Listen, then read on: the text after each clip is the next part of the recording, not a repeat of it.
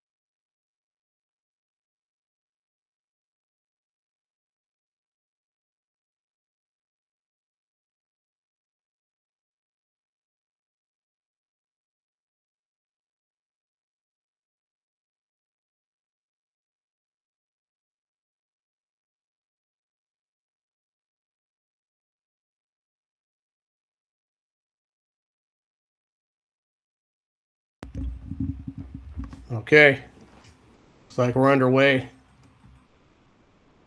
How's everybody doing?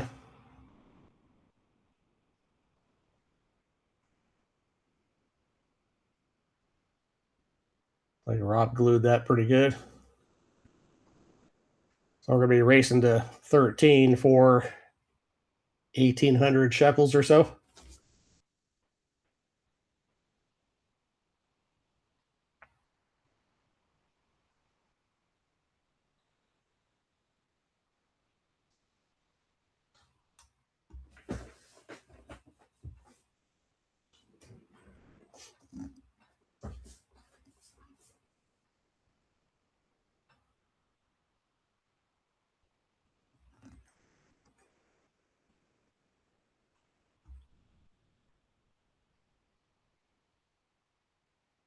Welcome back to the 11 Ball TV.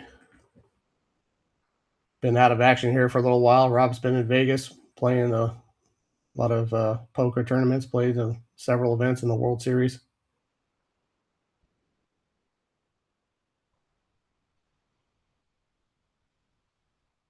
Dry break.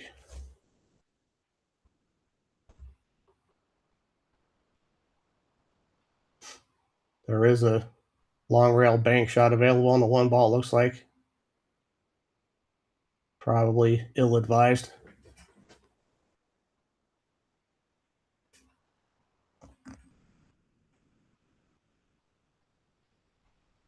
Rest of the table's very runnable. Everything's got a pocket.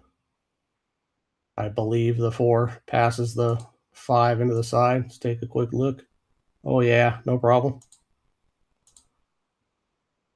So he's playing safe. He's going to thin the right side of the 1 ball, twirl his cue ball back up here to the other end. Swing and a miss.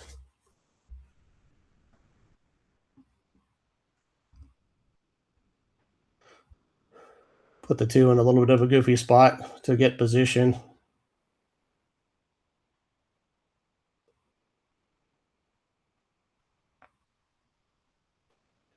Rob occasionally likes to go after the 3 fouls. Doesn't look like he's doing that here, but you could make a case for it. It's not that it's terribly hard to get a shot on the 2, but when you get your shot on the 2, maybe sending your cue ball into an area with a lot of traffic, so it's not going to be super easy to get out. It's going to need a real tight cue ball here. Falling pretty thin on this 2 ball. Yeah, not too bad. May have actually fallen just real nice where you can drop in between the 8 and the 5 and come back off that rail without touching anything, maybe. Not sure if the 3 ball passes the 7. Take a quick look here. No, I'd say it doesn't.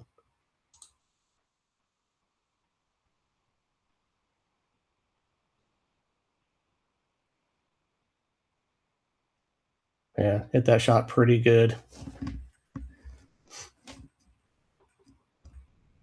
Just barely stayed up. He got real nice position on the 3. Could have easily been out there. What's going on, Victor? Good to hear from you.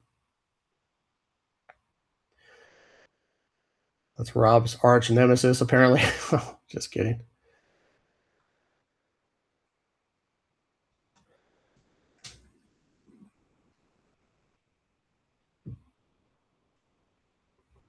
Okay, Mark's done. Got himself a good angle here. Go up table past the 6. He'll have a really easy shot on the 4 ball.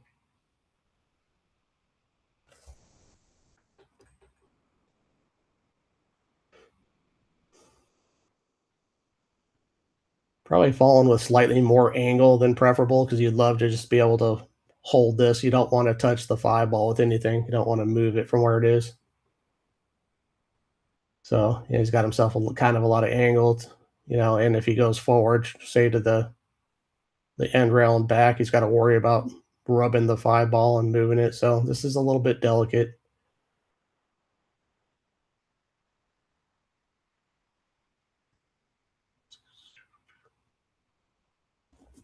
I think he's okay.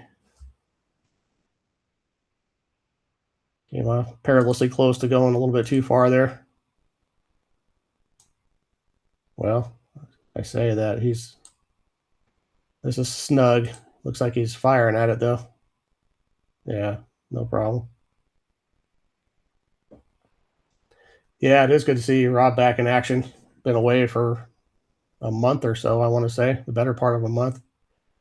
Last time he played was on a stream from Griff's in Vegas while he went there for that 599 and under. I think it was a mob tournament.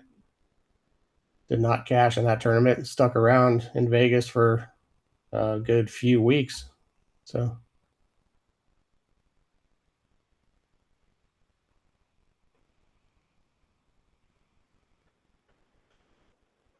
it's looking pretty good here. This angle's pretty good to get back on the 8 ball.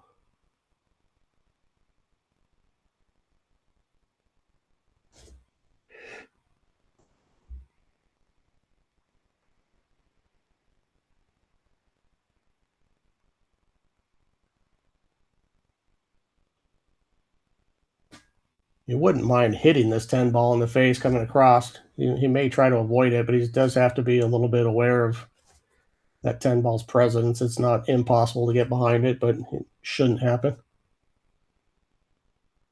Overcut the 8 trying to stay away. Left a little bit of a thin one for Rob.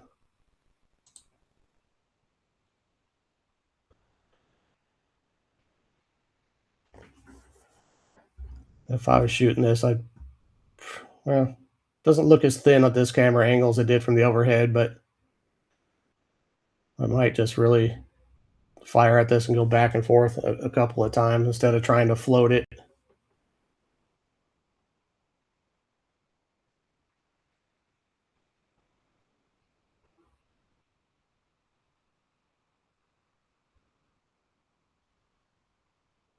He caught it just a little bit fat and he's going to pay for it with poor position here.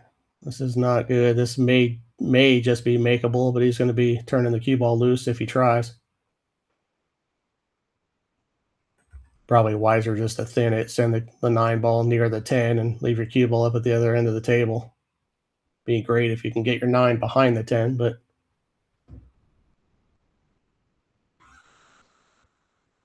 hello, Mary Lynn.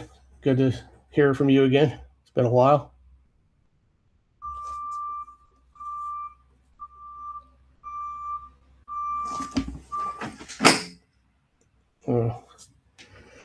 This guy might have kind of yipped out of that stroke just a touch.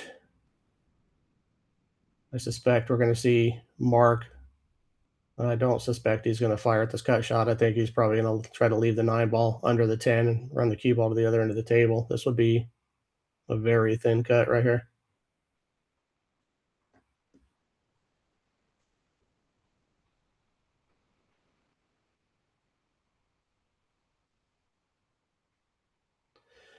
He hit that a little bit too fat here. He's left an opportunity for Rob.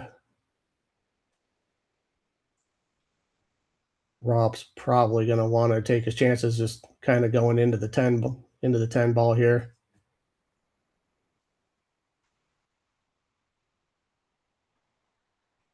Not guaranteed to end up with a shot if he does that, but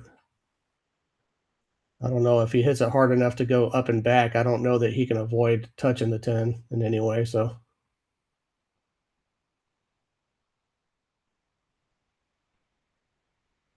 that worked out decent. Shooting into a little bit of a small pocket here in the side. Definitely supposed to try it.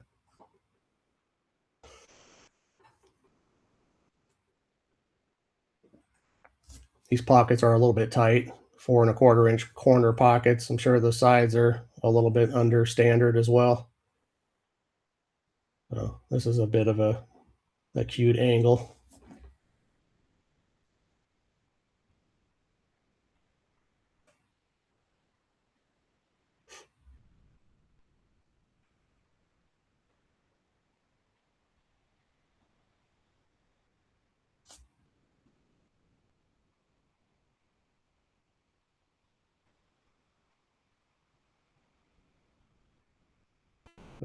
Speed was decent.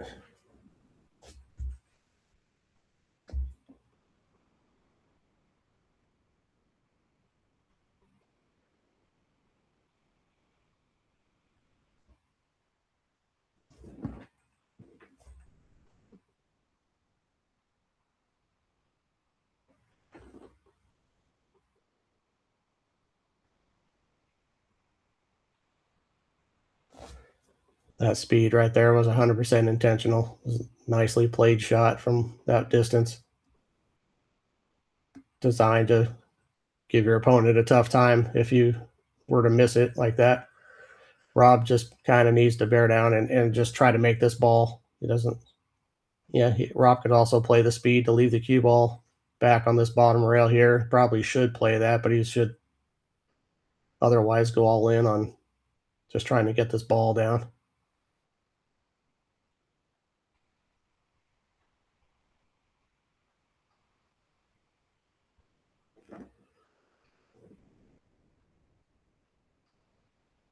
Really nice shot. Cue ball needs to slow down a touch. It did. All right. Rob takes down the first one.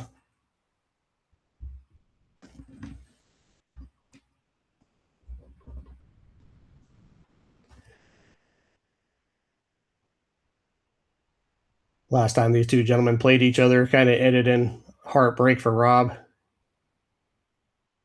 He missed a pretty easy 10 ball late in the match to, I believe, to close it out, then ended up losing the set from there.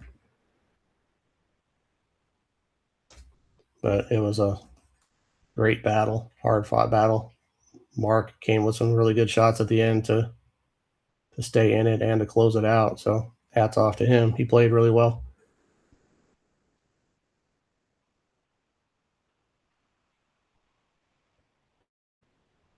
Another dry break from Rob here. He's going to have to get that speed dialed in or start moving his cue ball around. Can't afford to turn over the table, lose control of what's going on here. Even though both of these gentlemen are probably going to run out 10 balls less than half the time. Starting with control of the table is still a huge benefit.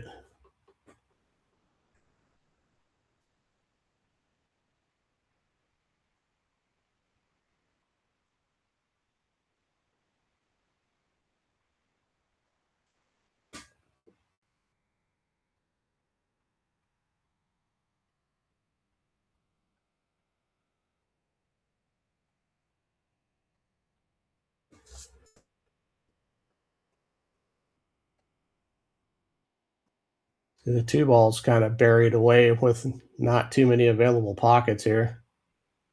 And getting on the two to where you can get on the three makes it even tougher. So not sure what the plan is here, but this is not going to be an easy first part of the rack here to run out. A little bit short.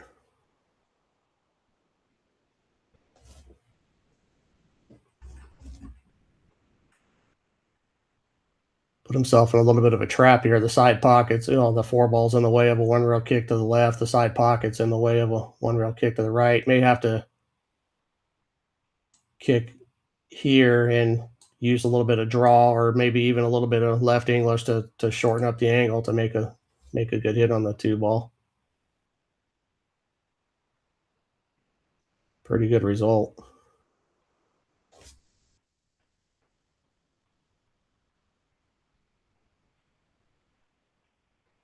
I think if I was in this spot, I would try to hit my left side of the two ball very thin so that the cue ball graces the three and bumps the three and stays in between the two balls. He didn't do that. He's going to leave a full look at the ball. I suspect Rob's going to shoot this straight ahead and try to roll up onto the back of the five ball, play safe. Rob's historically been extremely good at this type of shot. I think he likes it. He's very comfortable with them.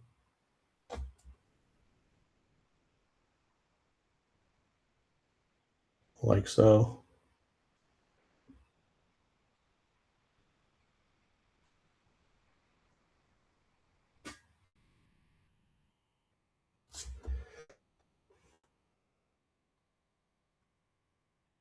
Mark using that standard kind of mirror technique. He's going to mark the table. So he's kind of finding the two ball in the mirror. The two ball be where his thumb is on the shaft of the cue there. And he's going to shoot at the rail where it intersects that point. Speed and spin affect this a lot, so you still got to strike the ball really well. Cut that, hit it probably a little bit firm and tighten up the angle. It is a bit of a guessing game. Humidity and all that, heat changes the conditions, the way the balls react off the rail. So you're a lot of calculations going into that sort of a shot.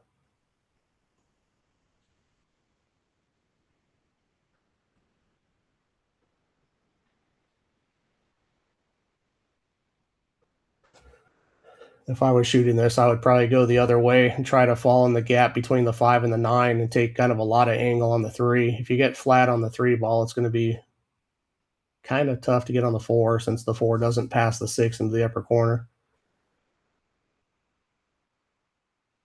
Well, got to make the ball first. His attention there was probably divided with all those factors I was talking about.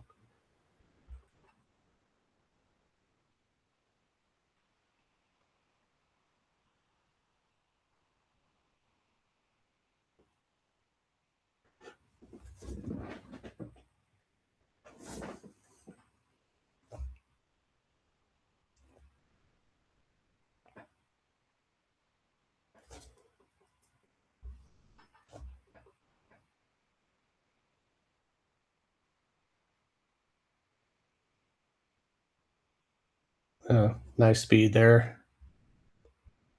Rob will probably take a jump at this, even though he is up close to the 8 ball. I think he still has probably half of the 3 ball to shoot at. It's pretty handy with the jump cue, so looks like he's going to get it now. This is a little bit close for my taste, but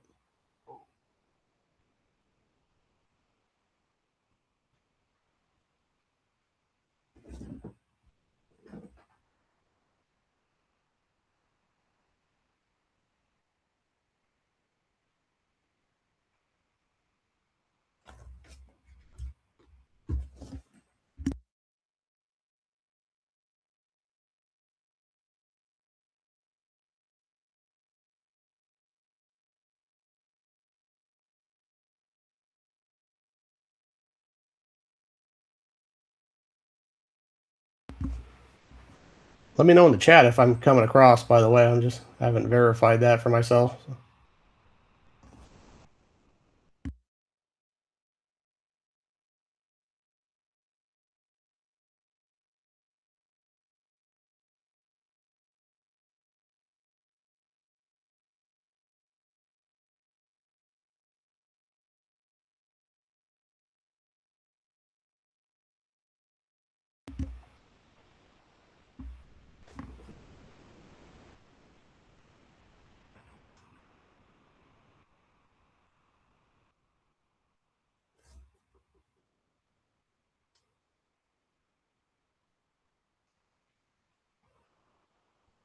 Nice little touch shot by Rob. That's obviously an easy one rail hit here, but getting anything behind cover going to be a little tricky. The 7 ball's kind of the. Oh, thank you, Mary Lynn. Okay, did make a good hit. Nearly made the shot he called. Really well struck ball there. Okay, left Rob the first. Really good opening here. Gonna be a little tricky.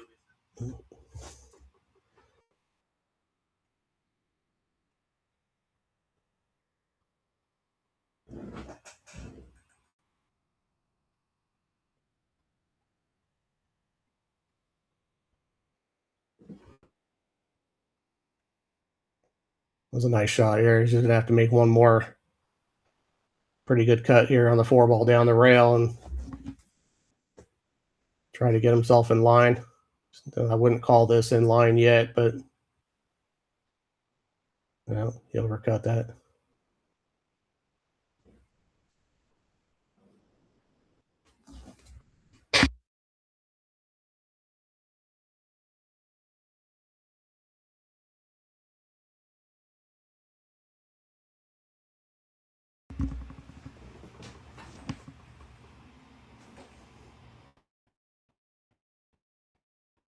Mark lining up the rail first, trying to cut this four in. Came in way too deep behind it. Pretty good result. You see the jump cue again.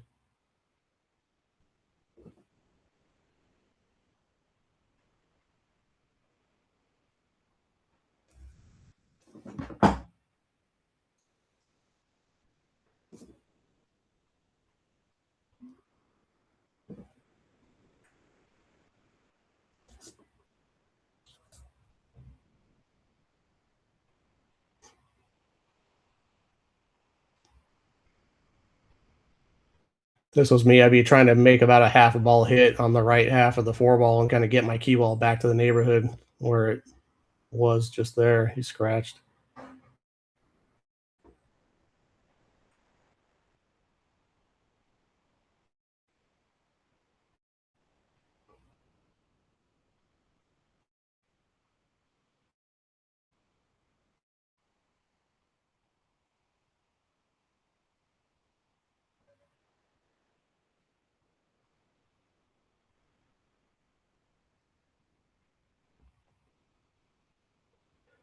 Mark would kind of like to be right in the neighborhood of where the nine ball is right now to shoot this five.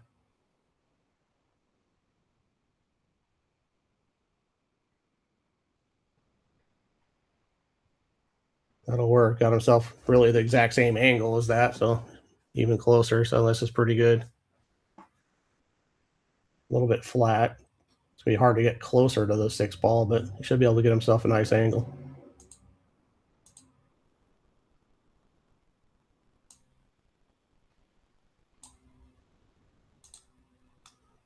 Uh-oh. That's trouble.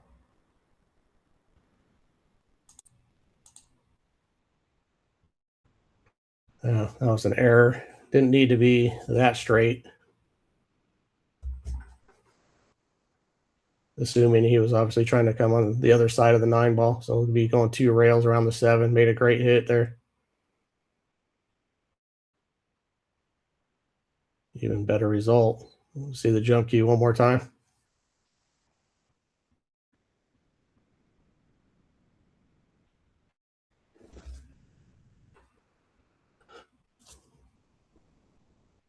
This one you just have to try to make.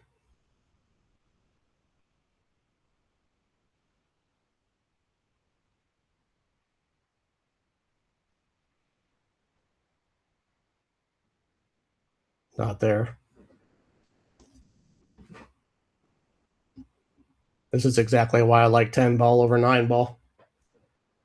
Hate to see somebody get rewarded for that. I definitely like the call pocket aspect of 10 ball. Takes a lot of that sort of luck away.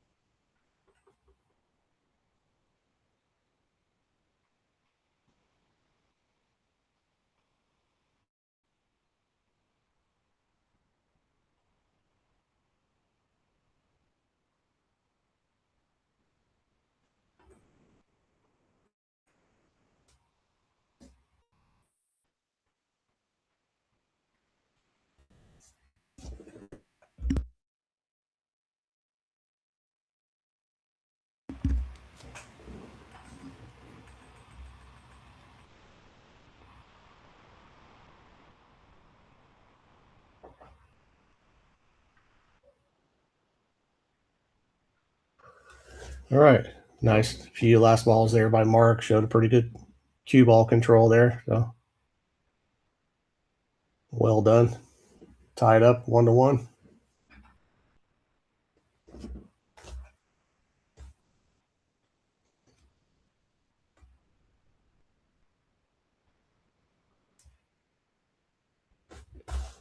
If you wouldn't mind, take a second to share the stream. We don't have too many people watching at the moment.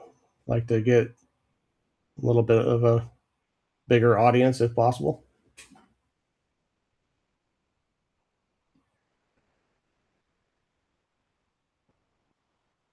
Also, give us a like. It's a great way to support the channel. Another great way is the super chat feature. Super stickers.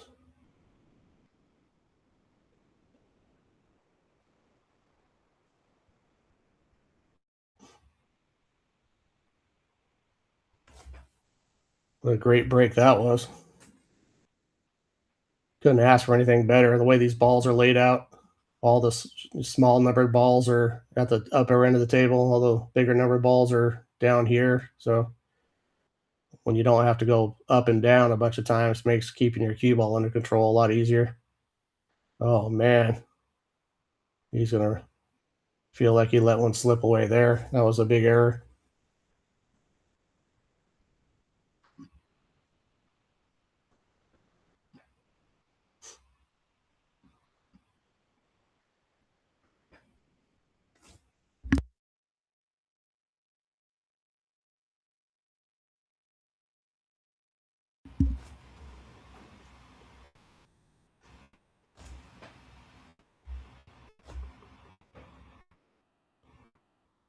Yeah, looks like he's going for the with the jump cue. I know he's not jumping. He's okay. He's gonna kick at this.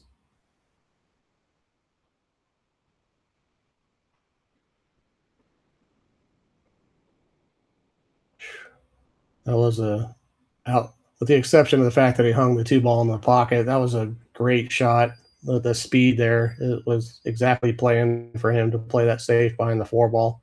If this two had fallen on the rail instead of right in that opening, would have been much better for Mark. But he did play a great shot right there. Very well controlled.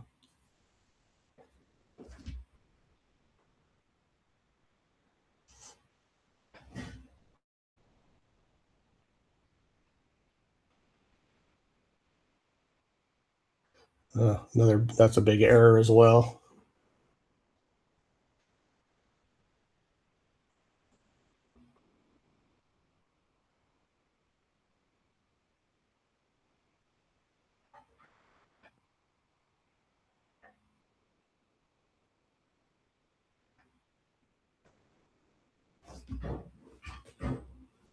Couple options here. You need it. You want an angle on this three ball. If you can get one, either side of it is okay. This is just fine.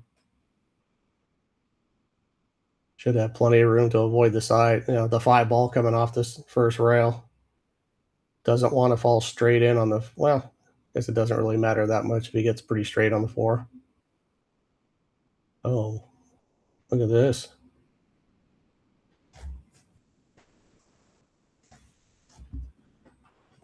Two huge opportunities let have slipped by due to errors on Mark's part. He's not going to be happy with that after this rack is over. Unless he gets back to the table and wins it somehow, but that's going to want to tidy that sort of thing up.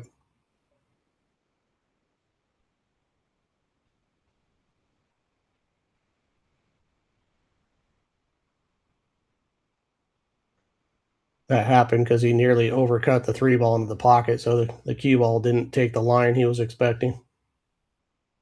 Rob's falling really nice on this five. I'd like to probably draw his cue ball back just about 2 inches or so.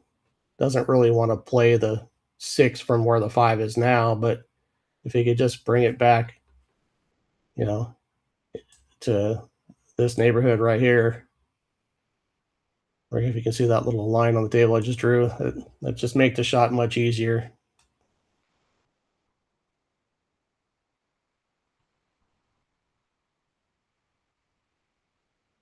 Okay, he had a lot more angle than I thought he did.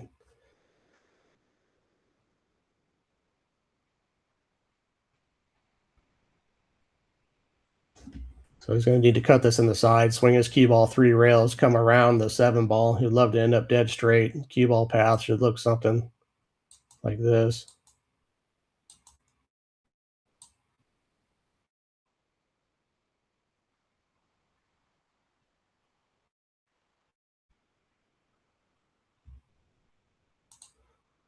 Something like that. He's overran that a little further than he wanted to. It's still a very manageable shot, but with these kind of tight pockets, it is missable.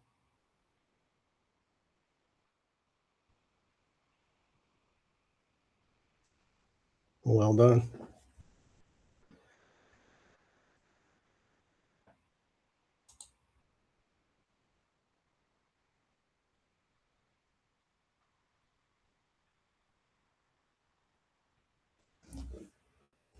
All right, way to take advantage of that big mistake.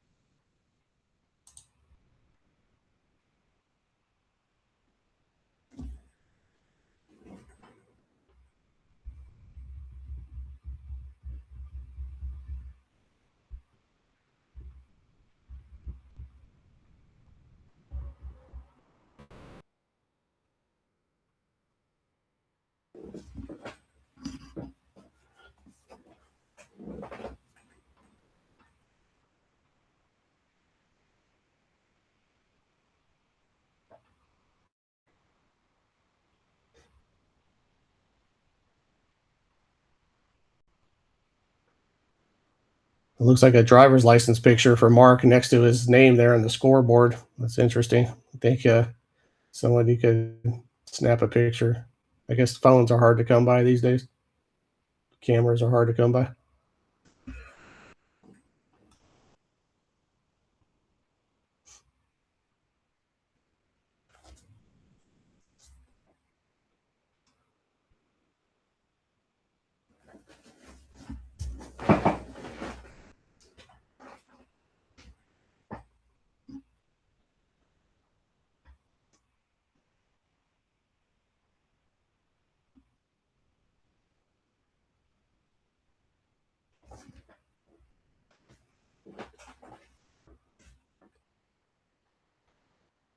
Still sending those two second row balls long of the side pockets here. He's going to need to make some sort of an adjustment on that break.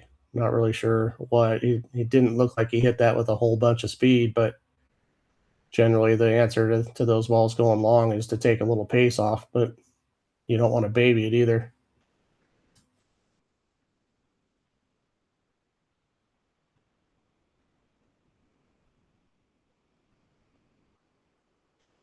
That didn't appear to get safe. Take a look at the overhead. Rob appears to have the entire at least left half of this one ball. Got to watch out for a scratch in this corner pocket.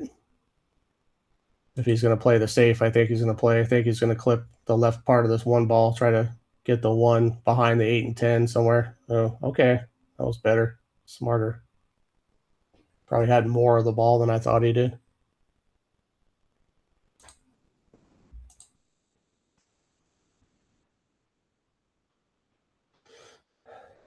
So Mark is looking at a kick in through a really narrow window. I'm not sure that I understand why, because I think he could come down to here and get a good hit. He has probably 2 or 3 options that are better than this.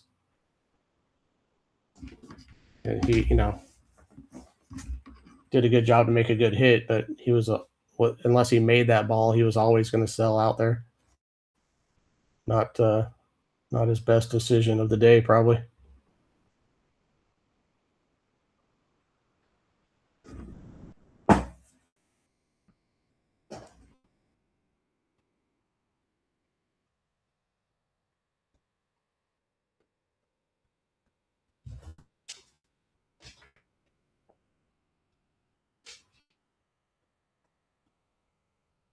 Okay, that's pretty good.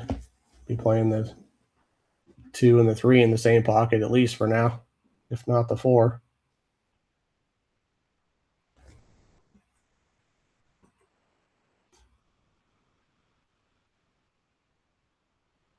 That's too soft. He's gonna foul. See, he was really going out of his way to hold his cue ball as opposed to just sending it up to the short rail and back down. He had a lot of table to work with there. It's been a couple just mental errors here in the last couple of games.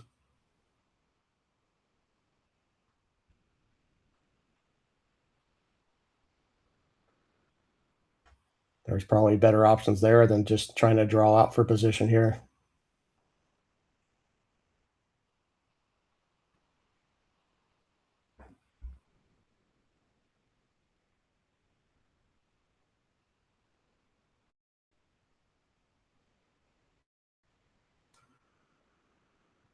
Wants to try to use a little stun and some spin to get his cue ball back near where it is. A little pass would be preferable. I think he's going to have to hit this rail and just try to spin. He would love to fall in like right here at the end of that line.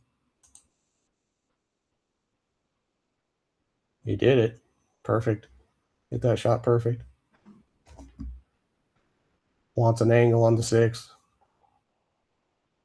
I'd like to come off this cushion just a little further than the 5 ball is now, maybe.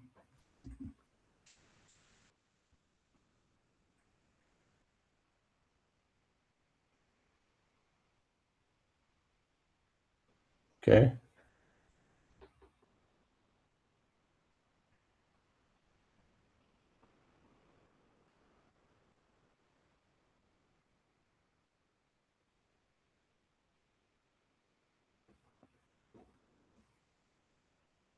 How's it going, Lang? Thanks for chatting with us.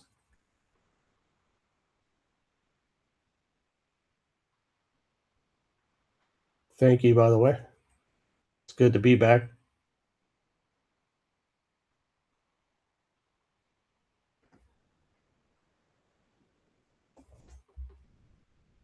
I enjoy doing these matches here for the 11 Ball TV, working with Rob. Rob's a super nice guy. He's going to need to develop more pool player like hours here in the near future. I'm not going to be available to do these early weekday matches as often anymore.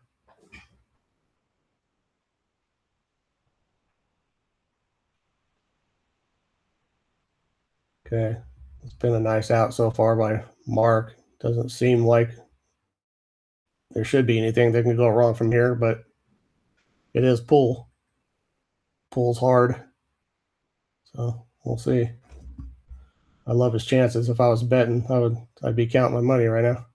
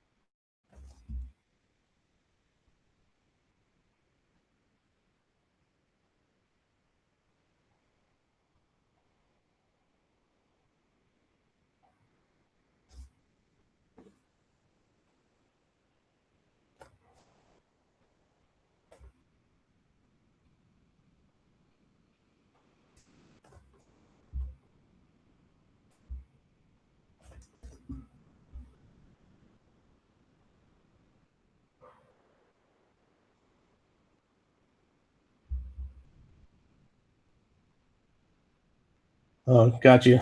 Pronounced lung. That's sounds like maybe Scandinavian or something. How'd I do?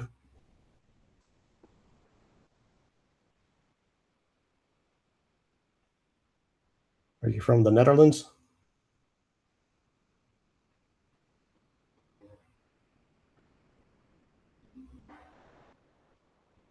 Yeah. Mark's breaking the ball great here. Looks like he may be pattern racking as well.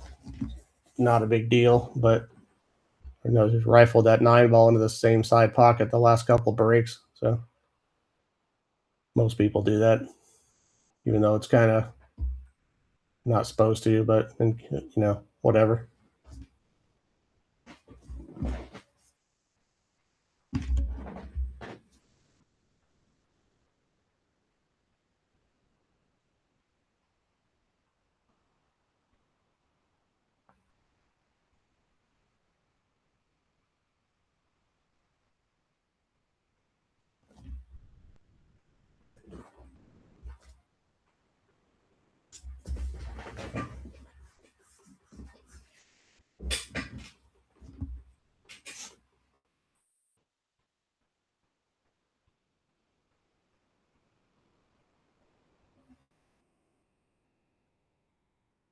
Really good shot there. Not easy. This table, although the balls are kind of spread open, is not that easy. The pattern's tough. The four's in a little bit of a weird spot, especially to get to from the 3 with the 6 ball kind of in the way. So gonna have some work to do to get out here. Still kind of long and straight on this ball. See how he handles this. Don't think he has the correct angle to get from the 2 to the 3 exactly. May need to go forward and play the 3 short side. That's going to be, he's looking at that now. Not going to be easy to get on the 4 from there. So, got a lot to do.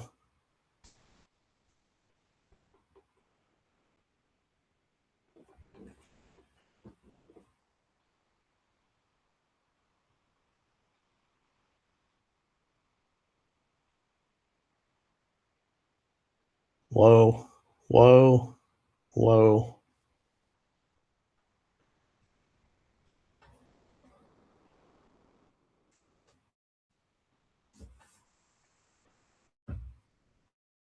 That's going to be mildly upsetting to him, probably. Still, not the easiest out in the world. Once he gets from this 3 to the 4, is it gets a bit easier, but and having ball in hand helps quite a bit. If I were Rob, I would probably go 2 rails forward here. Drop in between the 6 and the 10.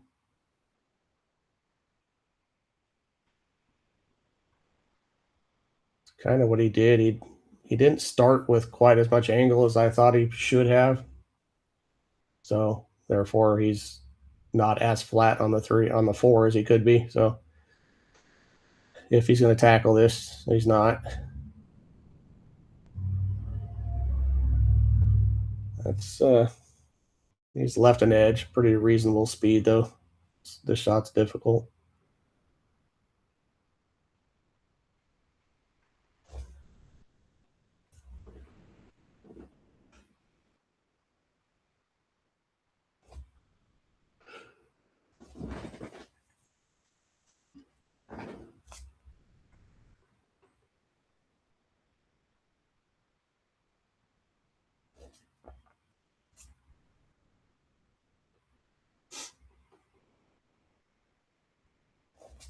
Not a bad attempt.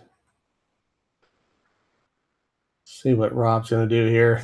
I mean, assuming he's going to play safe somewhere, just got to figure out. I'd probably clip the left side of this 6 ball, trying to send it up, or sorry, the 4 ball, trying to send it up on the other side of the 8 and try to get my cue ball on the other side of the 5.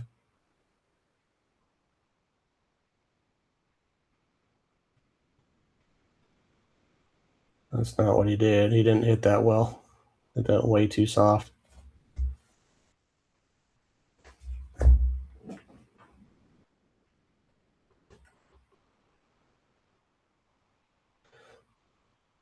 This shot's not so easy either. Kind of far away. Going to have to hit it with a lot of pace. Going to probably either go 2 rails out between the 10 and 6 or draw his cue ball to the side rail. The 6 is just a big ball here. It's going to really can't wait to interfere with his position on the 5. Like that. Not going to say that was a mistake. He played a really nice shot there. Just that ball was, kind of the size of a basketball in that shot. Hard to avoid.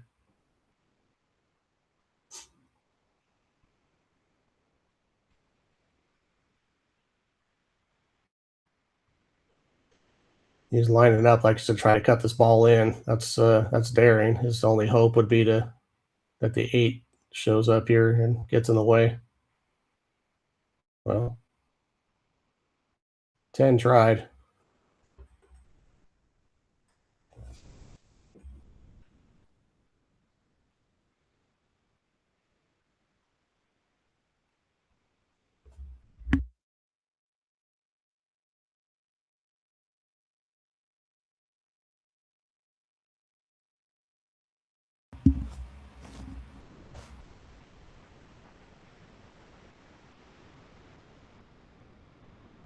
Outstanding shot.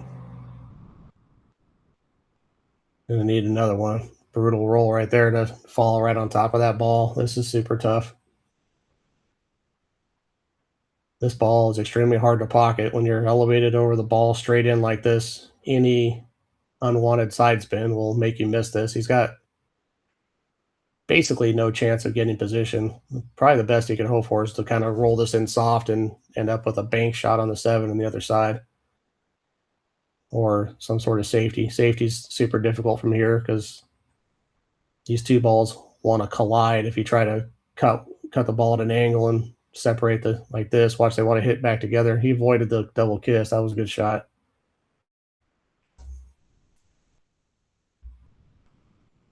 That was actually an extremely good shot from where he was.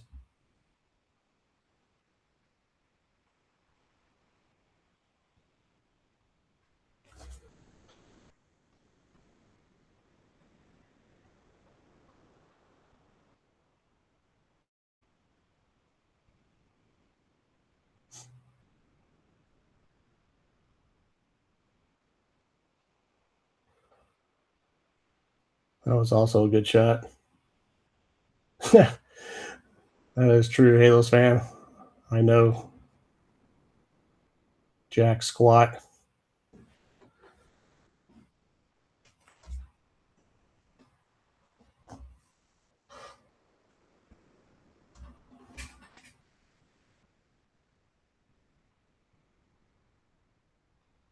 Well, he called the bank shot cross corner here. That's probably a just in case. I feel like that's also likely a kiss shot somehow if he gets close.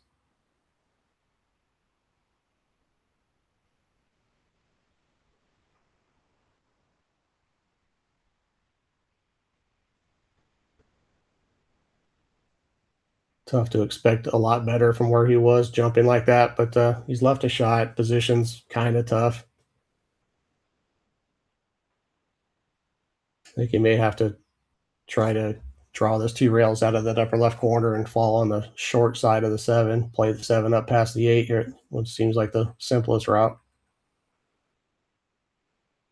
Hit it great. That's as good as you could possibly hit that ball.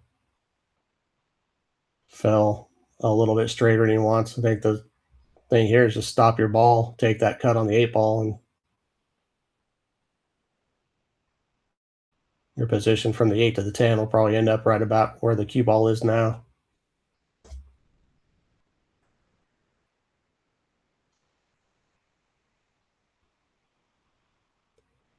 May even draw this back a touch to flatten that angle out just a hair more. Okay, well done.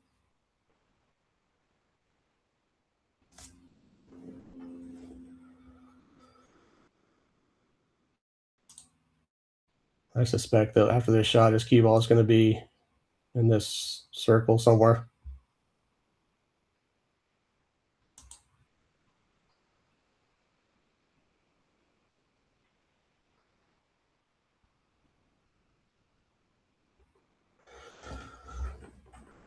Undercut that shot by quite a ways. So, real easy opportunity here for Rob. This should rarely fail to get out from here. Real natural shape for the 8 and 10 in the same pocket here.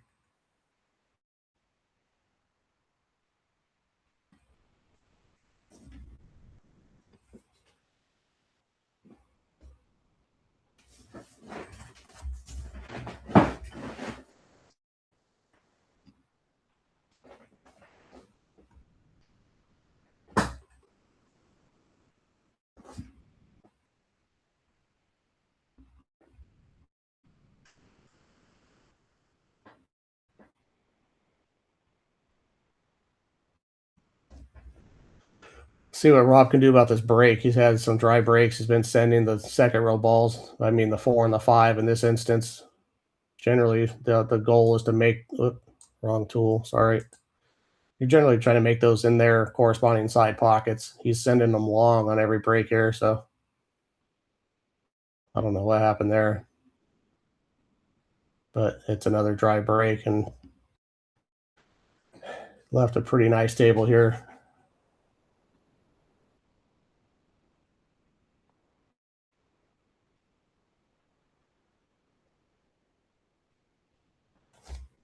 We have a couple combinations. This first one, the only thing really difficult about the first one is that you want to hit it really soft so that your cue ball wants to run away here. So he'll probably play this combination, try to run his cue ball over here and here and back out to this neighborhood. This feels like about as good as you could do. Could be wrong. As has been pointed out to me, I don't know much.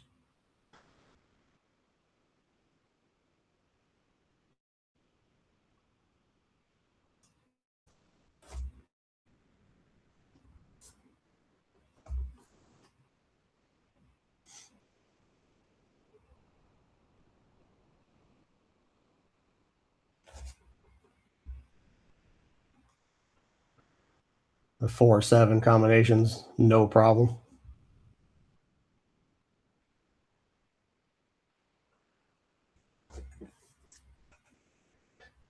You would just like to be close to it when you shoot it, so you can kind of control the 4 ball after if you have to shoot it from real far away. It's going to be kind of a little bit more difficult to control where the 4 ball ends up after that combination.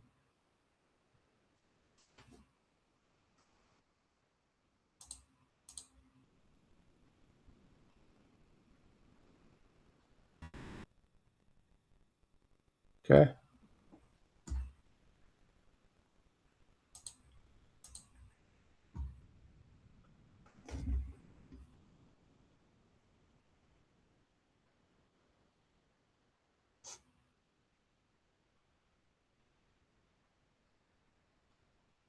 You'd love to land about right here.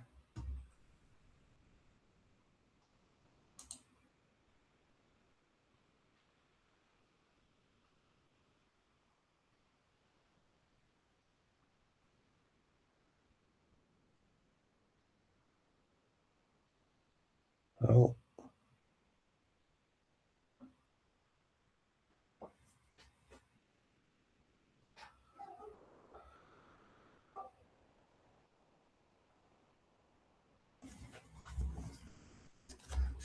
I feel like it was a minor mistake to have tried to play position for the side. Now he's probably going to run into the 8 or 10 ball here, or both.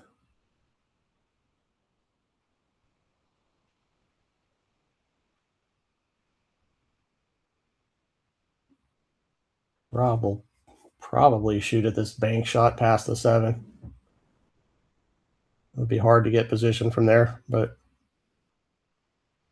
see what he does.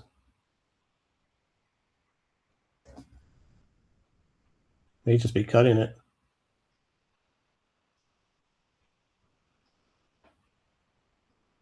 He's going to get a roll. Very lucky there. I think he's got him behind the 5 ball. He definitely does.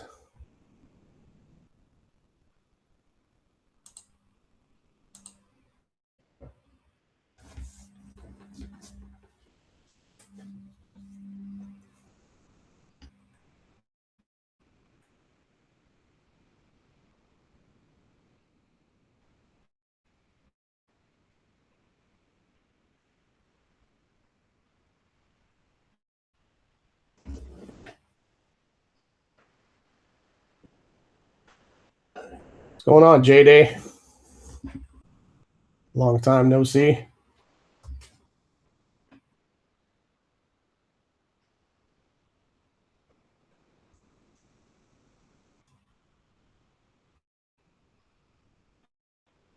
There's one of the regulars we're missing. Haven't seen Jackie yet. Probably need a new lung. That's not good. Hope that's not true.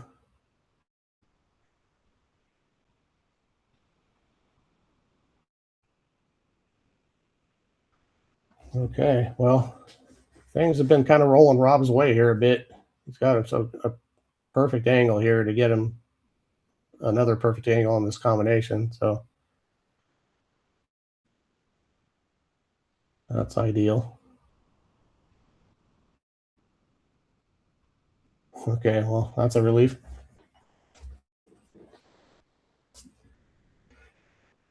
Soft little stop shot right here.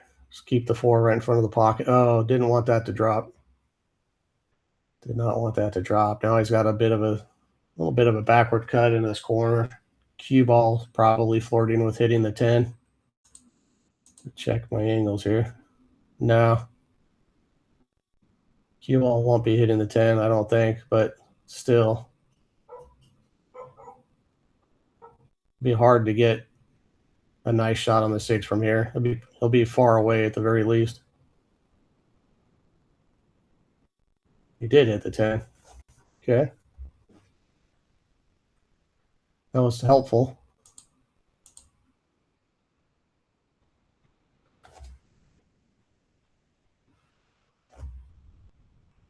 Gonna need a little bit of pace or a nice stroke to get that cue ball off the rail enough to have an easy shot on the 8. Kind of just center ball. Want to really get through this ball nice.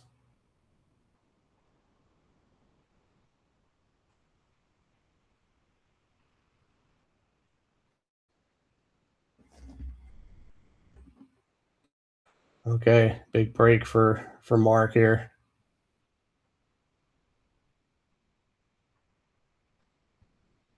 Looks to me like he just needs to roll this in soft and try to get basically dead straight in on the 8 ball for this lower left corner.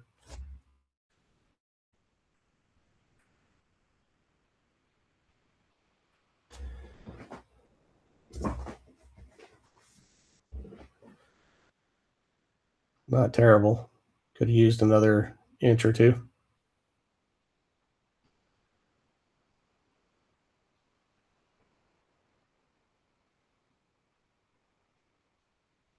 He's either got to draw out of hitting this 10 ball, real smooth draw. Don't want to fall down here. So either that or you go high ball and you try to push the 10 towards the lower right hand corner. Played the draw shot, hit it great. Really good shot.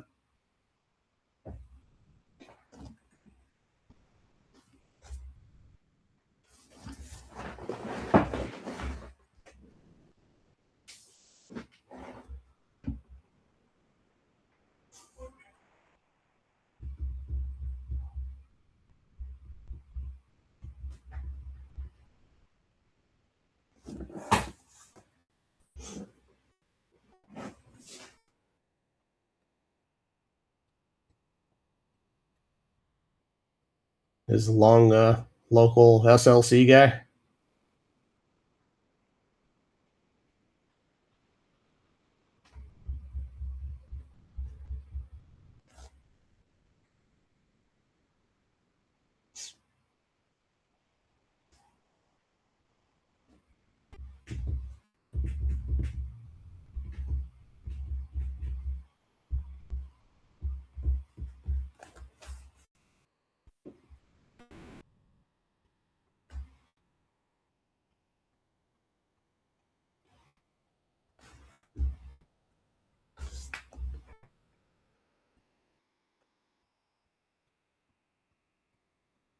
Yeah. Another nice break here. Falling pretty thin on the 1 ball. Pretty sure he's going to be shooting at it. Going to turn his cue ball loose a little bit.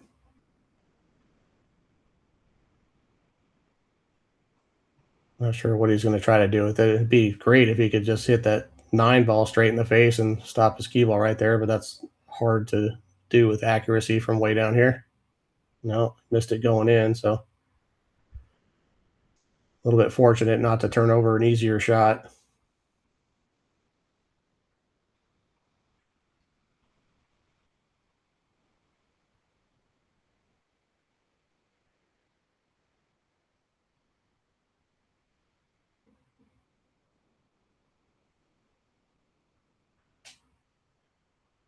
Okay, looks like Rob left a window through this 7 and 9.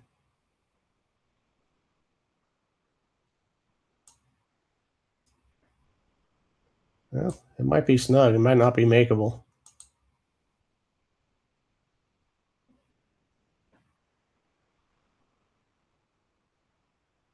Oh, definitely was.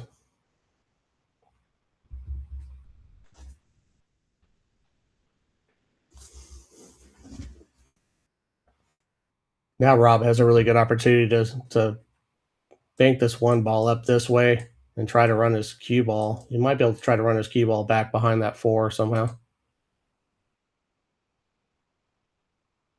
Not doing that at all. This is better. Oh, maybe not. Looks like he left a shot at it. PJ, you got winner?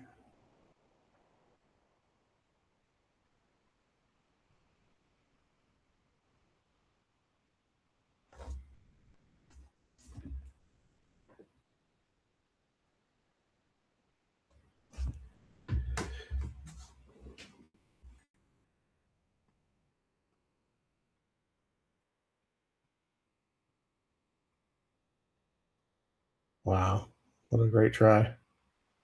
PJ, if I'm not mistaken, you've played on this stream a few times. Is that right? You're PJL, I think. I'm not sure how to pronounce the name. Sounds like it could be Samoan.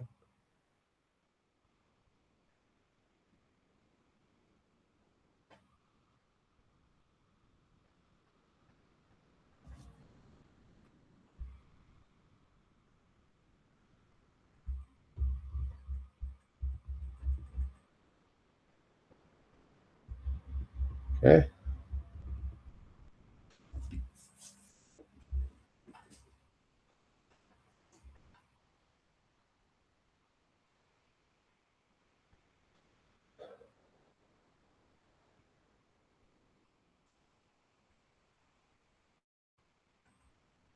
Well, if this passes the 4 ball, that's the obvious shot. Wow.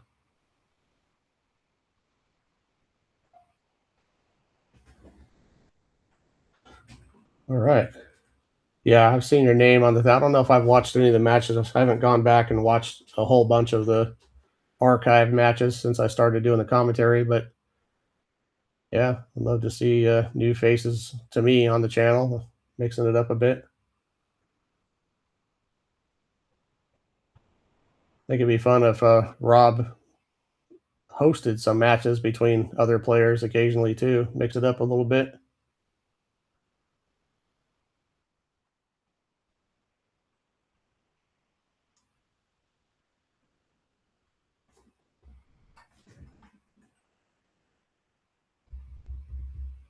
There you go.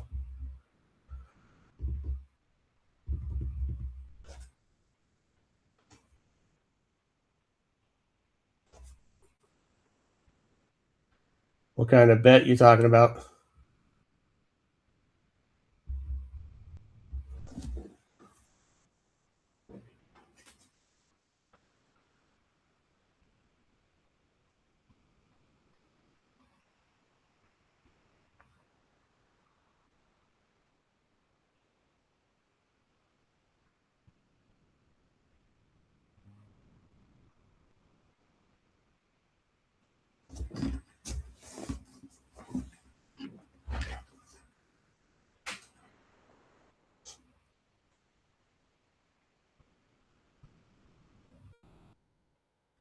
You sending this around 4 rails, maybe? No. Okay. Okay. That was a nice shot there. Good speed by on both balls by Rob. Would have loved to got the snooker there, but this is almost as good.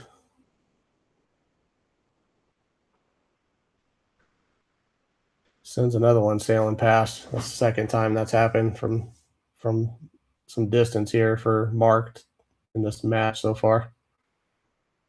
Okay.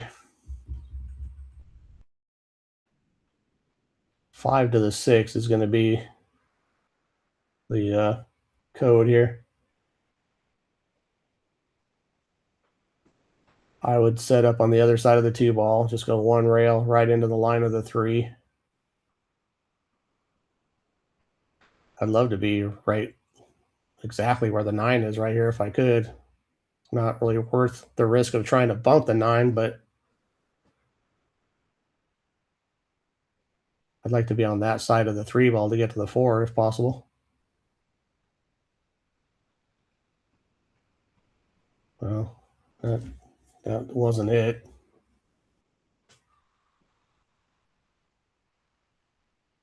Don't know what he's going to do here. This is not super easy now. Wow. Did a great job digging down and really going deep into that corner to end up with this angle. That was great.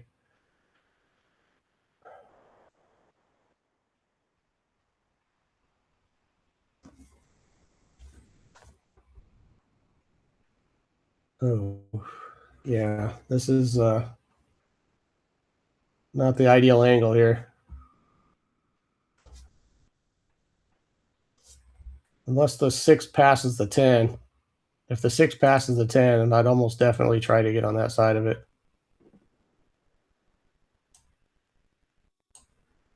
Really hard to tell. Looks like he's looking at it. Don't know how much angle he has on the 5, but if he has a little bit, he can exploit it with some power here. He's not hitting low on the ball. That's concerning. Wow.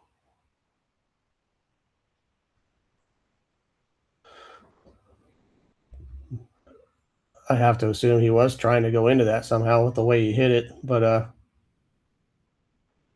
he's got himself a shot. It's not super easy. These balls being this close to the ball, trying to shoot it up into the corners, kind of deceptive.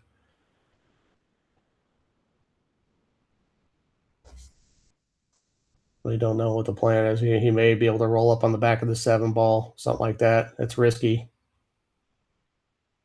God, he hits those good like every time. He's undefeated against that shot. Basically, I've never seen him screw that up.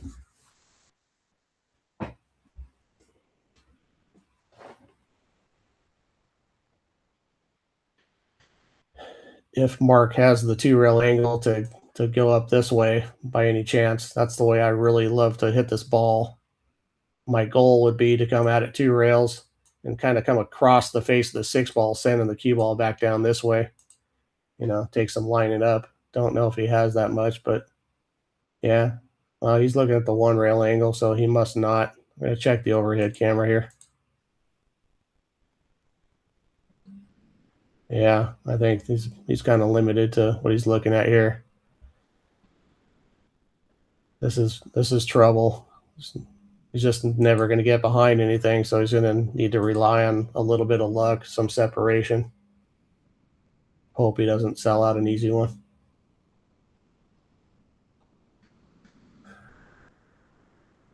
I think just medium speed. I don't think hitting this 100 miles an hour is the answer. Yeah, he was in a super tough spot.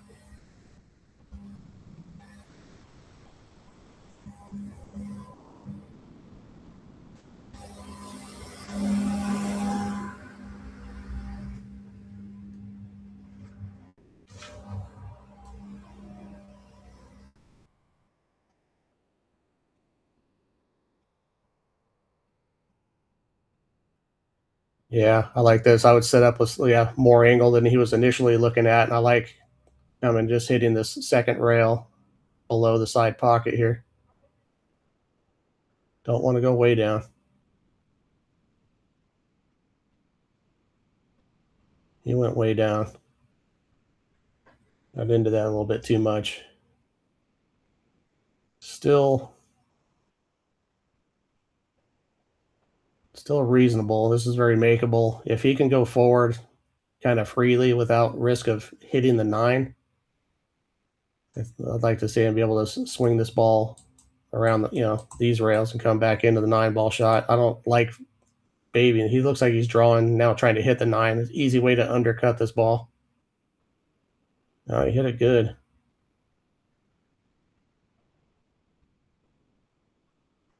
Oof.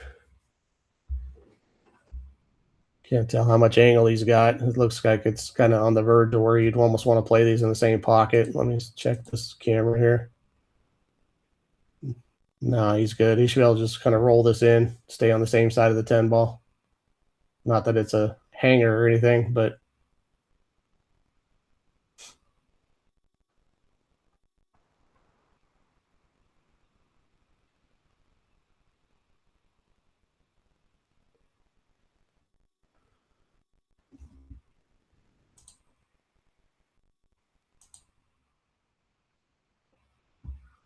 this shot's difficult on these pockets. You got to hit this with a lot of pace, almost no matter what you do. So you just kind of have to bite the bullet and try to draw your ball back to a makeable shot on the 10.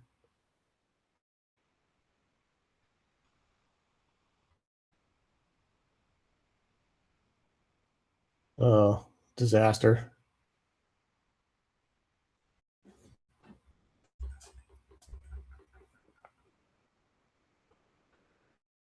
Pretty unlucky for him for that 9 ball to have gone down. Left Rob nothing to do except get this 10 ball down. This shot, I'd like to have this one every time for the money, to be honest with you.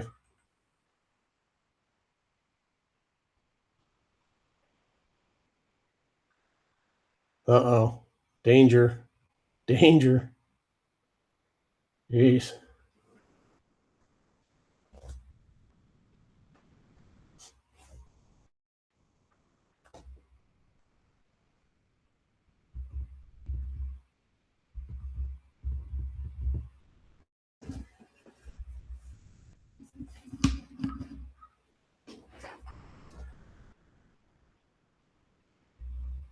So this match here is a good way for Rob to kind of get back into the swing. He hasn't been hitting balls for a while. He's been out playing poker in Vegas for the last few weeks.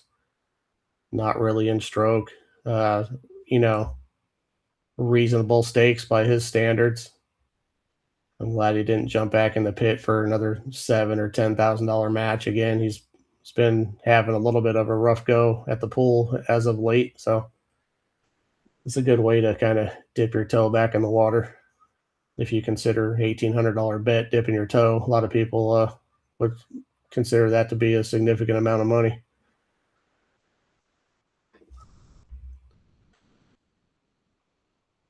I'd be one of those people, but by Rob's, typical standards here in the last 2 or 3 months, it's reasonable. This is relatively small stakes. So, and he's not playing a 700 something Fargo either. So, this is good. He's getting some opportunities, and this is a very competitive match. We've seen these guys play on numerous occasions. It's always competitive. So it's a good way to fire the stream back up after a little hiatus.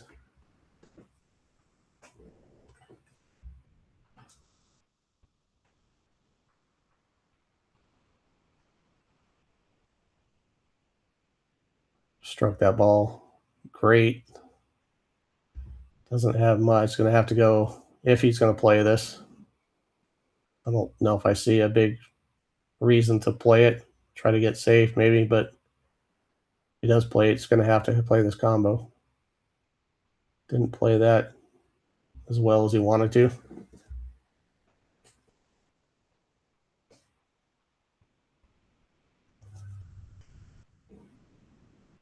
Still think that combo is pretty reasonable. The 3-7. I wouldn't go out of my way to avoid using that to get out if I was playing. It's probably situational. He tried to play the other side of it. Probably going to pay for it. Kind of what I meant by going out of my way to avoid that combo. Either, start a big long safety battle to stay away from it, or to try to play, go crazy playing short side. Not real necessary. Good hit. Gonna sell it.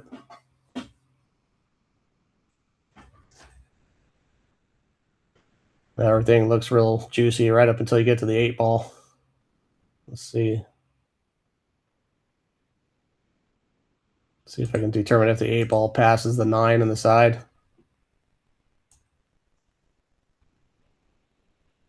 I think it probably does. So there's a way out here.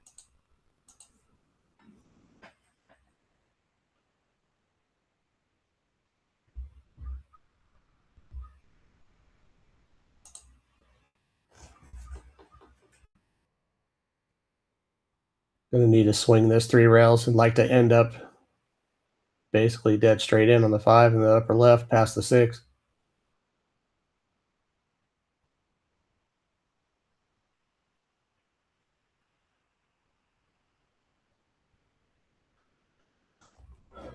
Well, PJ, I'm down for all that. You talk Rob into it. It's all Rob. I've mentioned that to Rob about hosting matches and sitting off the side. He likes playing so much that it's hard for him to watch people play on his table, I guess.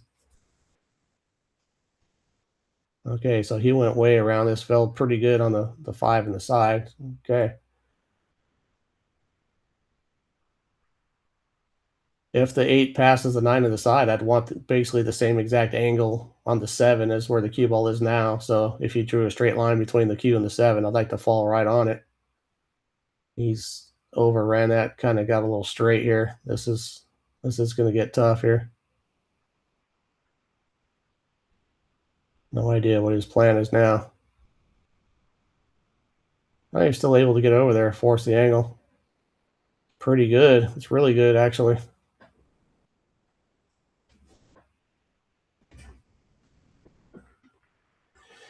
PJ, if that happens, try to talk him into doing it on a Saturday night or something like that.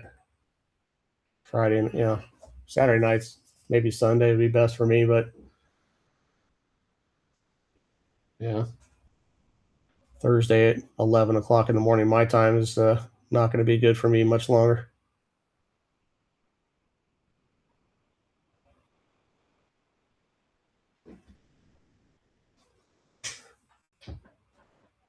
This will have been a really nice out by Mark here and probably a nice big confidence booster.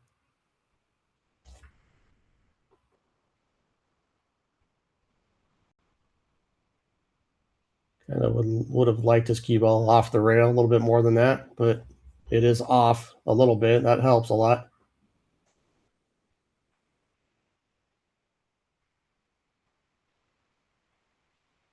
That's great out.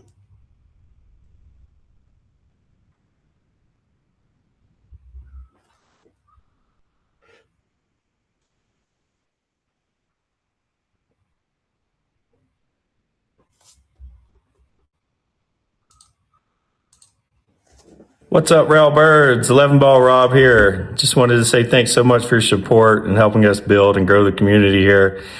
And also wanted to ask you guys to show some love to the commentary team. We're going to throw up our Venmo code here for the commentary.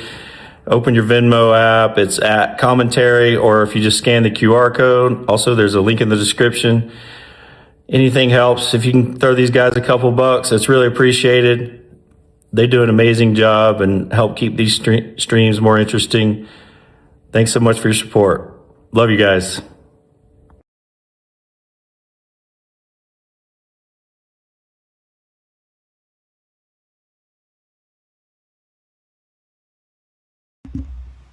Well, Rob's break again. Oh, I'm sorry, that was Mark breaking. Scratch there.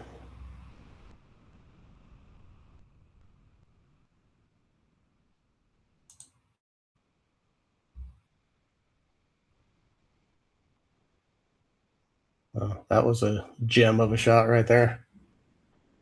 Great control on that stun.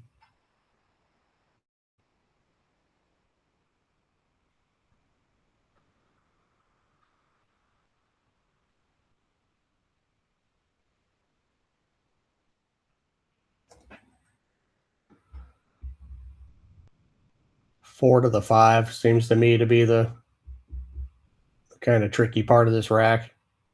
Assuming the 3 passes the 4 in the corner. It may not. Not sure what his plan is here, but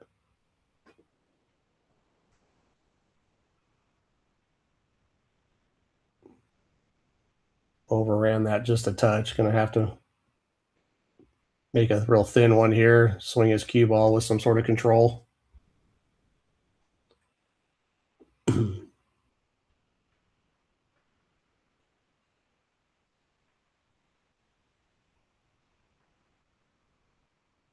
Opted for position over making the shot.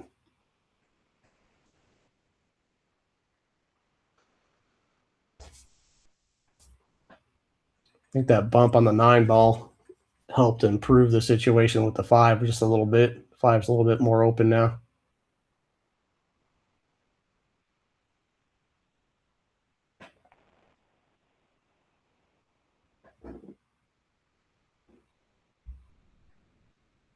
Gonna have to hit a big stroke shot here to get on it now.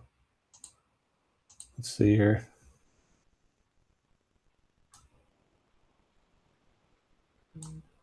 Doesn't have a lot of angle.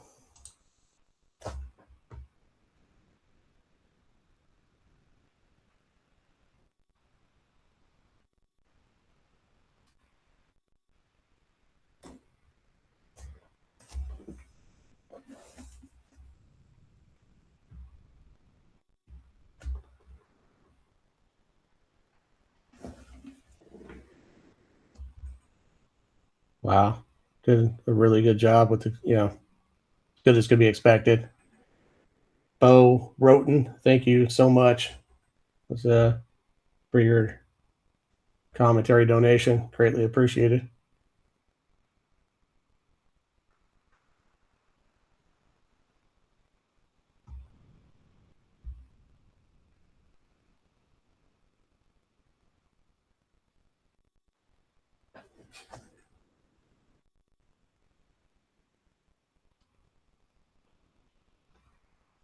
If anybody else would like to support the channel, please consider liking this video, subscribing to the 11 Ball TV YouTube channel, and possibly using the super chat feature.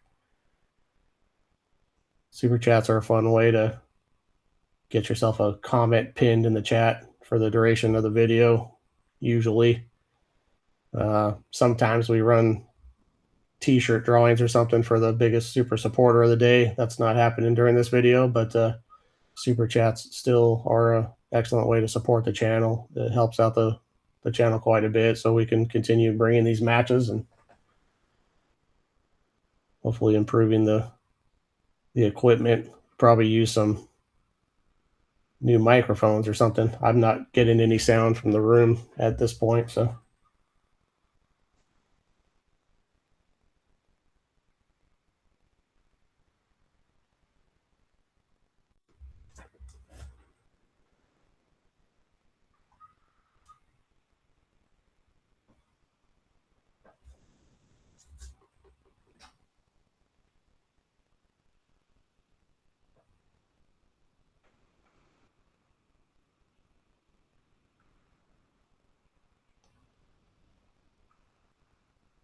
Looks like he was trying to hold that cue ball behind the 9, missed by a ways, and now he's left a huge opportunity for Rob here. Got a nice open shot on the 5 with a good angle to get on the 6, however he chooses.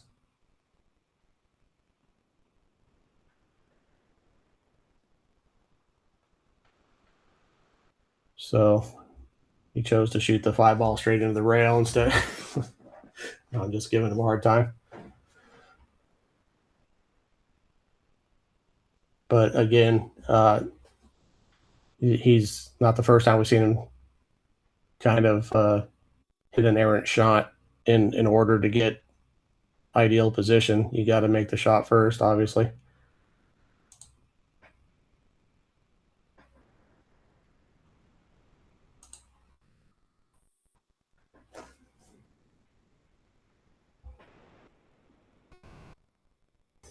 Mary Lynn, thank you so much.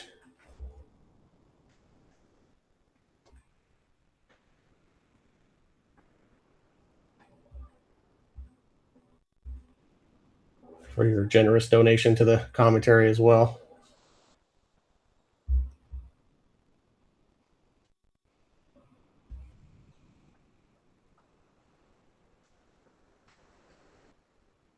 Okay, gonna end up somewhat safe.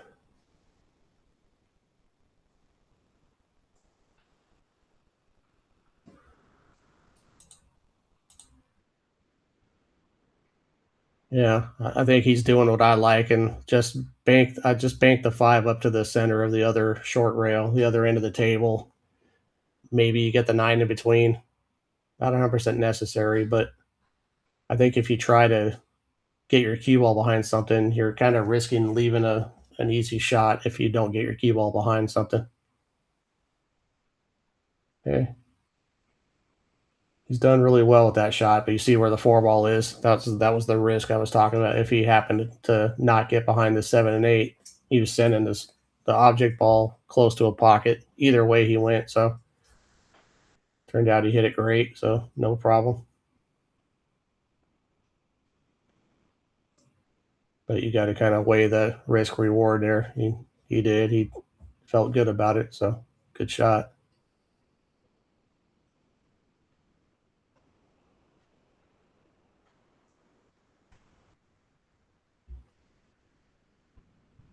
This 10 ball seems to have moved into the path of the 7 for this corner pocket, so I didn't really realize that. Not sure when that happened. Probably on, yeah, I don't remember. But I remember the 7 used to go clean and it doesn't anymore, so that's a new issue.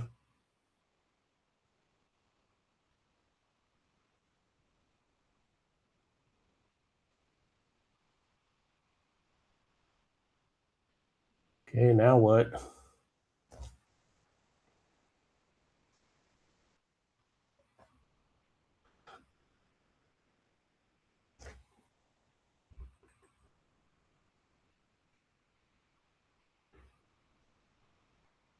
Great shot.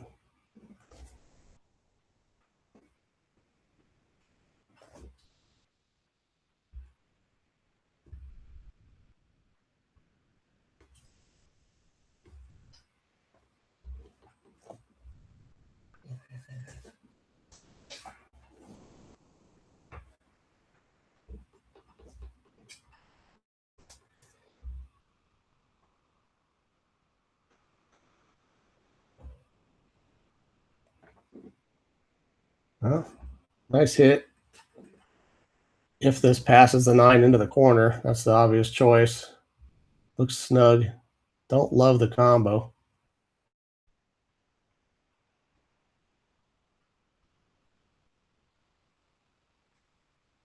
Played his favorite shot again.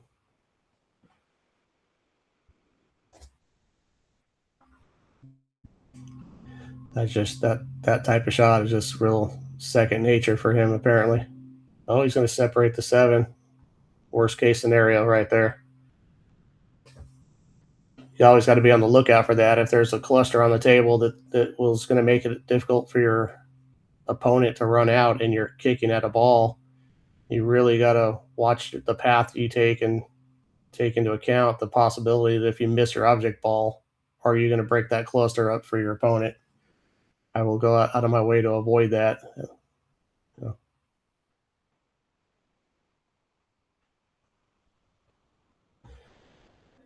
8 ball going past the 10 is still a bit of an issue.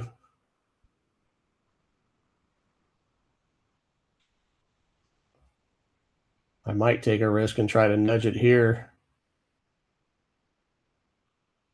Got to watch out for getting behind it, though. He is. Look at this shot. Look at this. That's probably the best shot I've ever seen. I mean, that was stellar. Good awareness. Excellent execution right there. That's a game-winning shot. At least, definitely should be.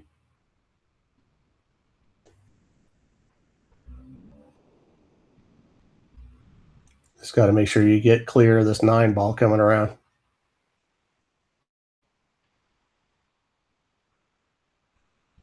Of course, he falls dead straight on the 7 ball, so still, this is still a little, doesn't get any straighter than that, so he's just going to have to dig in and draw this ball, and doesn't have to go all the way back to where he is, but needs to come past the spot. Somewhere in this neighborhood would be okay. He's going forward, so he's trying to exploit an angle that looks very snug. Great shot. He did it. Cheated the pocket a bit.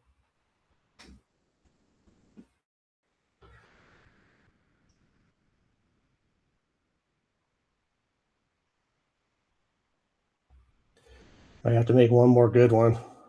He's drawing his ball. I might consider going forward, but we'll see. Is he playing shape for the corner?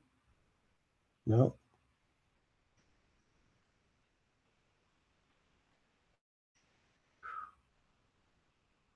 This would be tough if this 9 doesn't pass the 10, which certainly doesn't look like it does.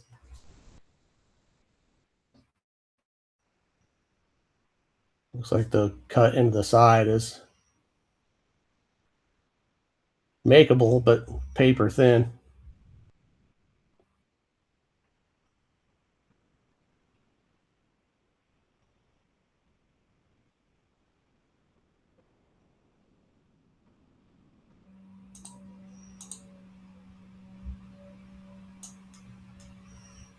Well, there's a chance.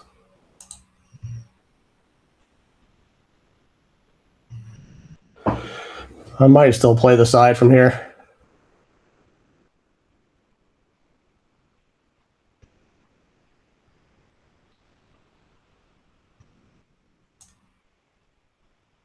So, I mean, you'd have to think a 90-degree cut shot's this, so it's not that thin. It's thin.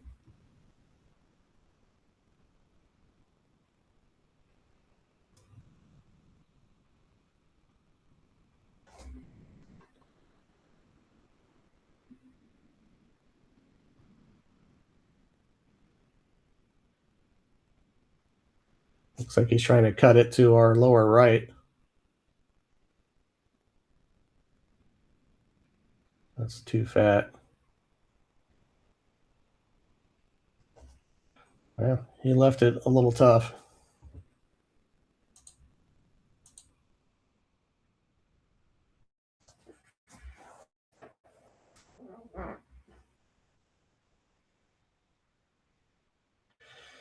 Mark's still looking at this cut shot.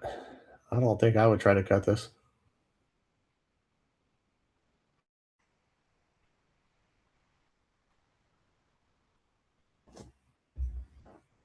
I think I'd have to try to bank this past the 10.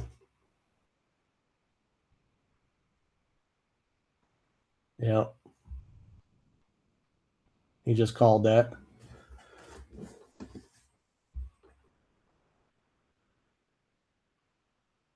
Drano.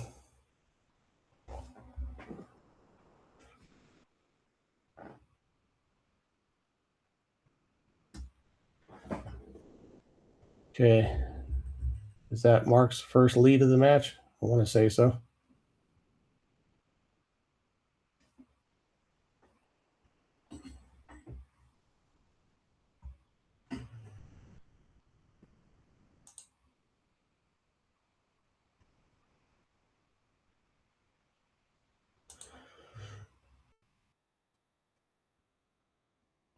Check out our sponsor logos here in the upper part of the screen. Gutter Boys, or local northern Utah, Salt Lake City area rain gutter repair and installation specialists. I think they do some fascia board repairs and things like that. There's more info about them in the description of this video, I believe. So if you're local to Salt Lake City and are in the market for that sort of work, consider giving them a call.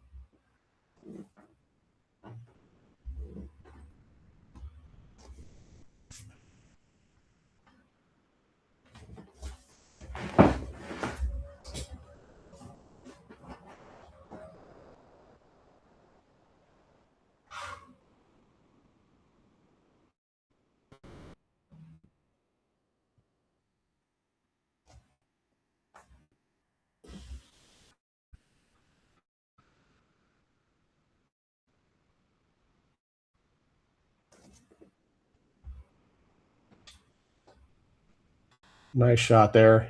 Fell pretty straight on this 2 ball. Going to take a little something to get all the way over on the 3. 5, 9's a little bit of a mess. Getting from the 4 to the 5 could prove to be a little tough.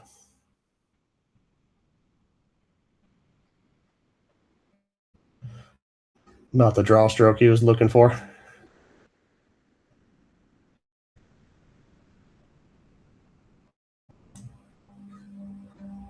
I believe he can probably bank the 3 ball up maybe to the other side of the 5 and 9 and get his cue ball back behind the 7. But so he must not have had as much of that as I thought, but did a great job with the cue ball.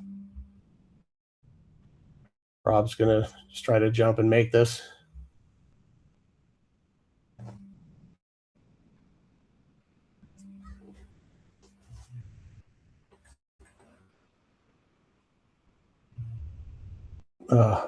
Hit it good. Going to get a bit of a roll. 3 crept in there behind the 10 ball.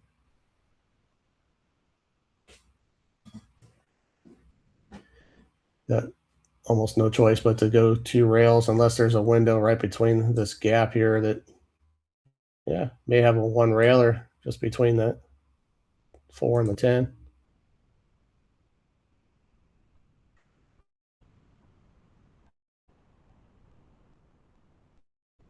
Speed is good to make that tough.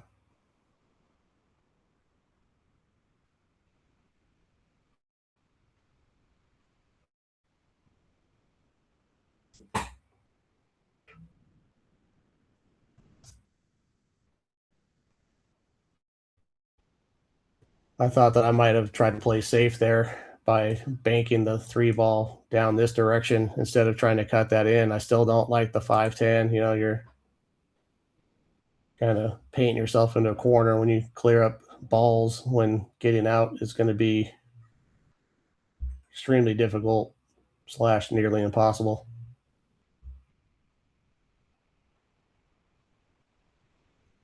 Well, he tried to solve that problem. He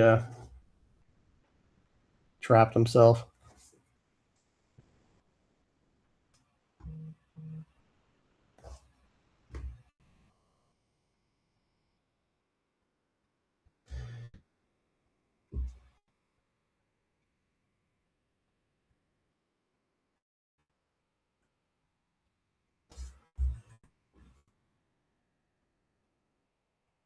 Nice hit. Okay, what can be done here? I mean, he could just, he's got a couple options. He could roll this into the corner. He'll have a shot on the 4. He could cut this in the side, try to get his cue ball right back in the neighborhood of where the 4 is now, hopefully slightly short of there. Don't know what the plan is. It looks like he's elevating. He's trying to spear this into the corner pocket. Just maybe get his cue ball into the 10. No. Oh, jeez. Really nice attempt there. That shot's tough when you're digging down and you got elevated off the rail. He struck that ball nicely. I thought he made it. Did a great job with the cue ball.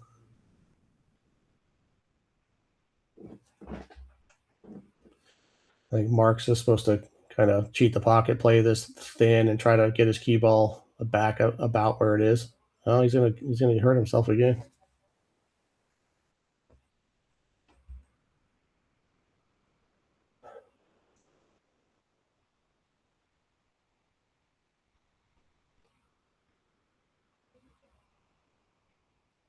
But he called the bank into the lower right. He's playing the safety here. Really good job.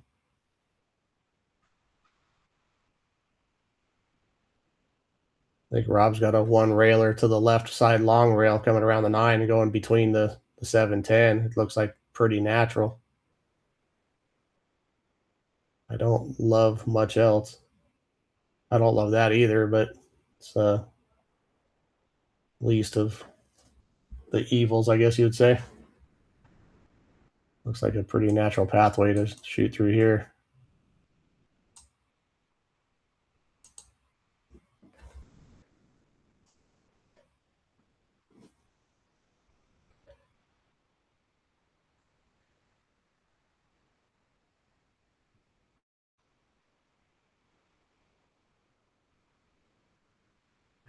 Great hit.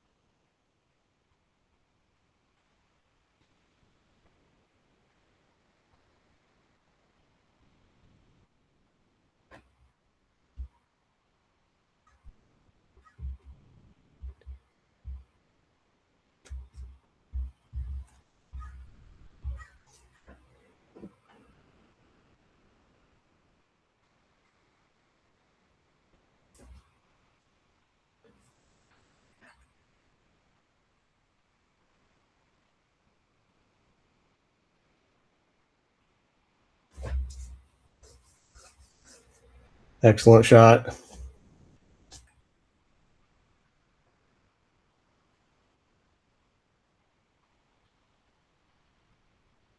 Got some angle. Just wants to avoid getting tangled up with the 10 ball here.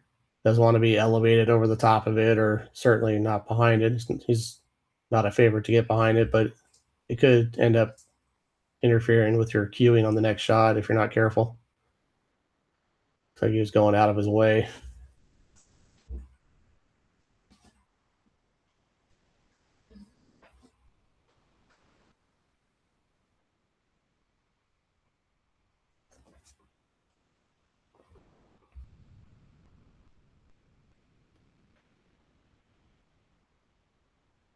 All right, just stop your ball here.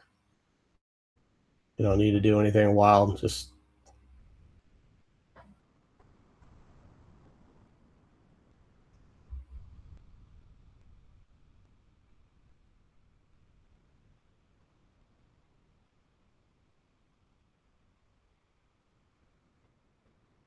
okay. Well done. I was worried that he was going to try to draw back to get himself a slightly easier shot in the side or something wild like that. That would be an error.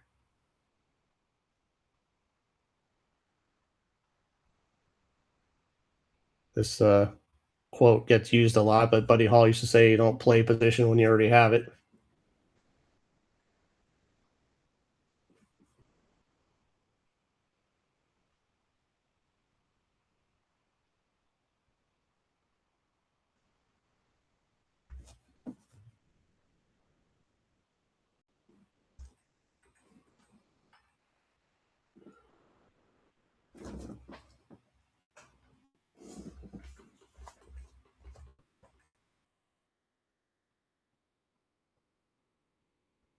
This match has been neck and neck the whole way. I don't think there's been more than a 1-game lead in this match.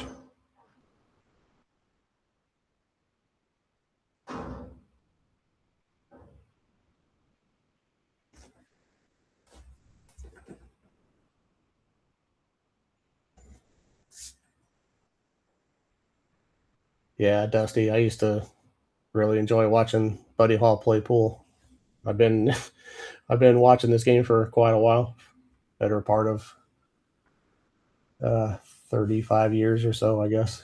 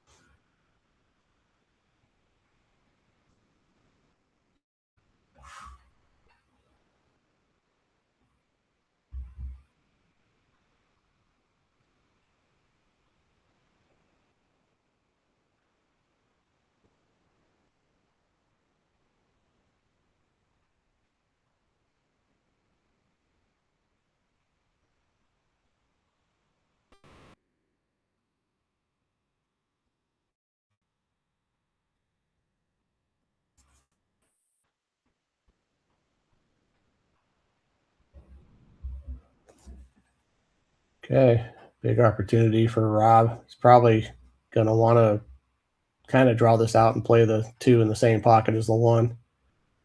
I wouldn't try to float under and do anything real nifty, I don't think. I mean, you could try to drop into like the where the template rack is and play the 2 in the upper right if you wanted to.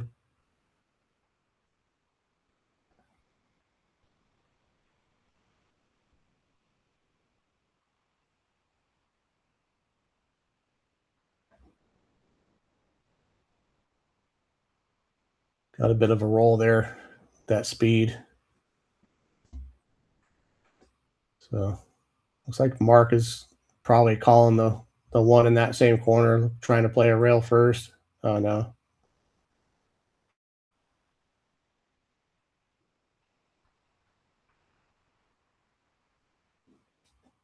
I don't think so. I think he was trying to do exactly what he did there, hit that ball a little bit thick. It was the risk of the scratch, but worked it out really nice.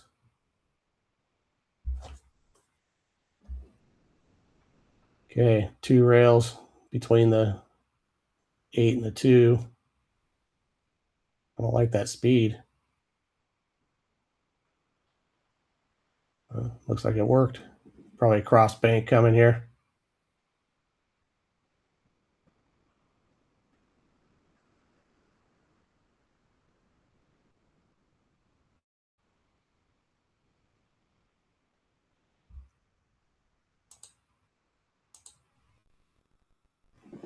Oh, you may have the whole ball.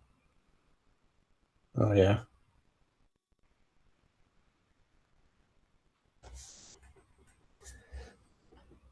Not the ideal cue ball on that shot. Could have worked out a... Yeah, it's not so bad, I guess.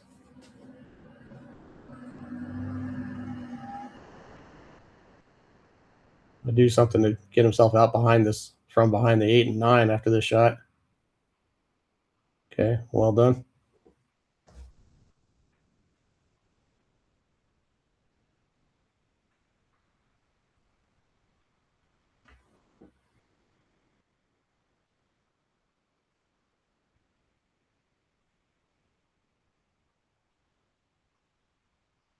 Miscue.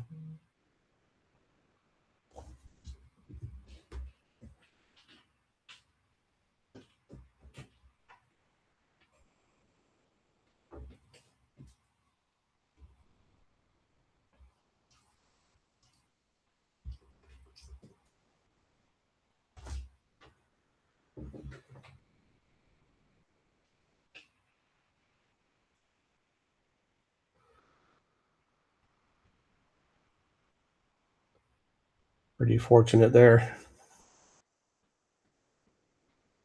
It's kind of a tough hit.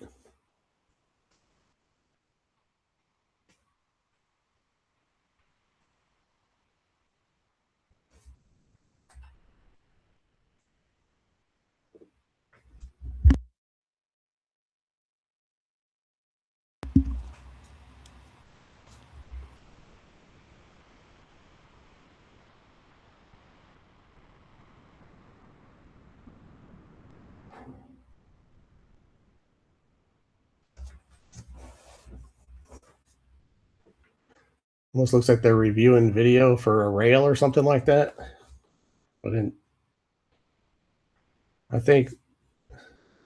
pretty sure he came in behind the 3, hit the 3, then the rail, then the cue ball bounced up to where it is.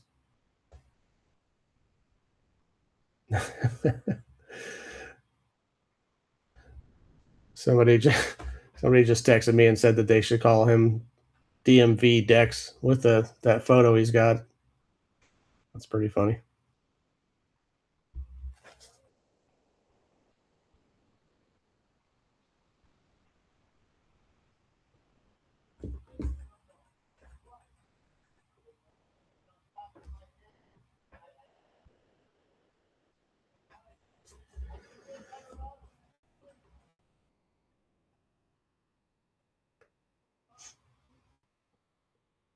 Okay, well, I certainly don't like the decision to jump. He's always going to jump kick at this, I guess. Okay.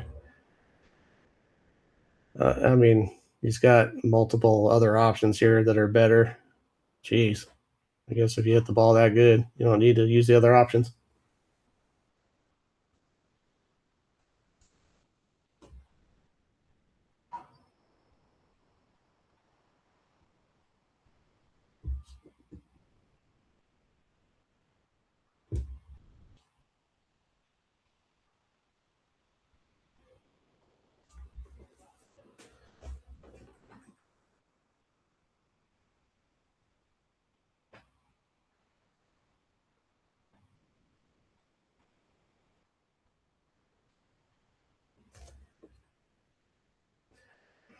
Well, I don't think I would try to play this.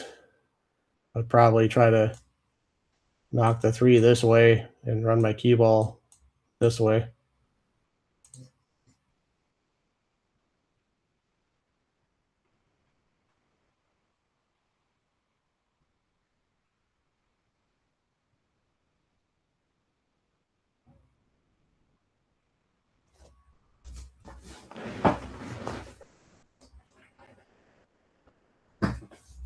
It's just too tough of a shot right there, playing off the rail from 7.5 feet away or so.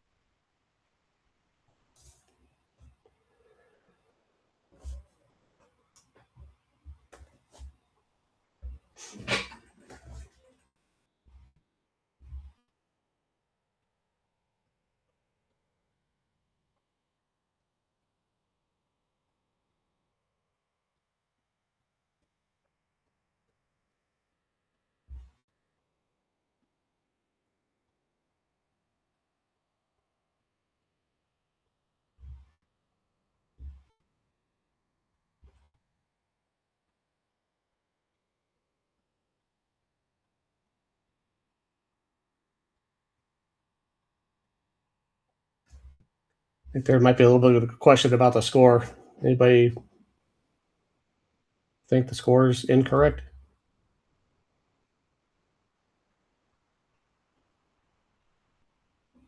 Please.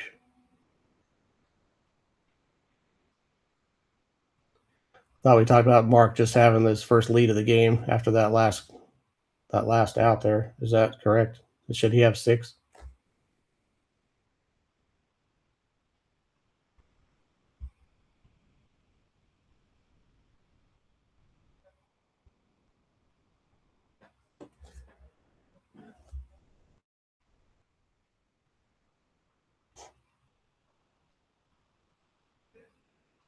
Whoa.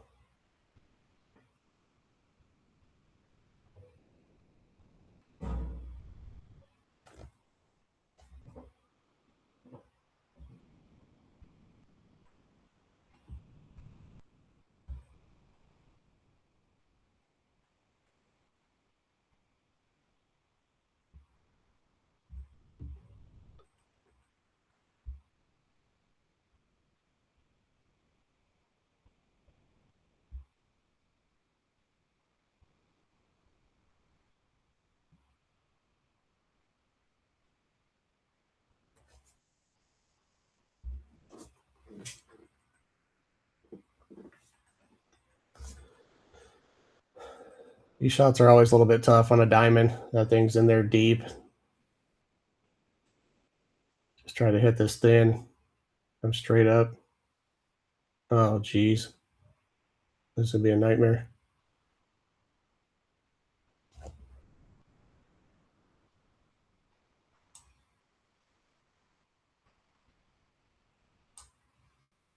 I don't think he has enough of this to make it.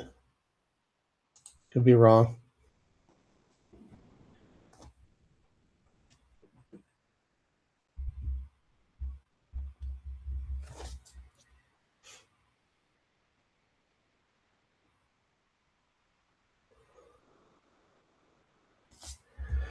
Then in that case, I would probably try to come across the face of this 8 ball, send the 8 this direction, and my cue ball come off of here and drop to this rail.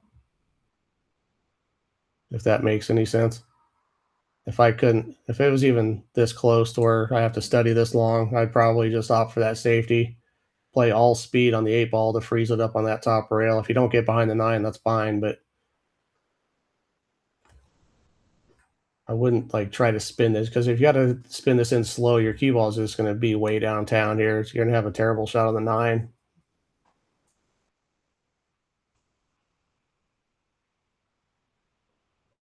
Well, he got in more than he needed, so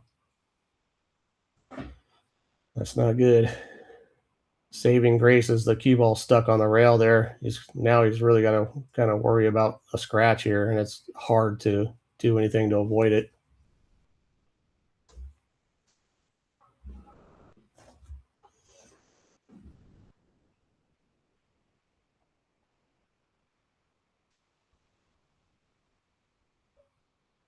If I'm seeing this angle right, He's okay.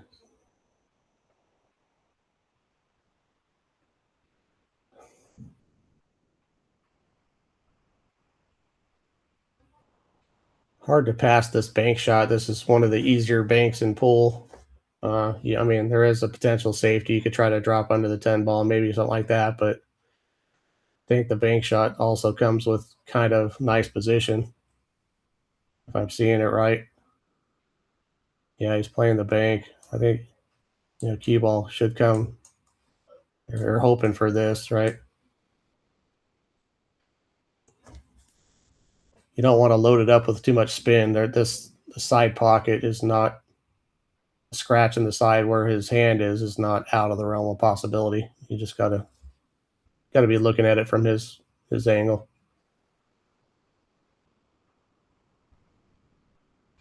Hit it great. Slightly on the wrong side of the 9, but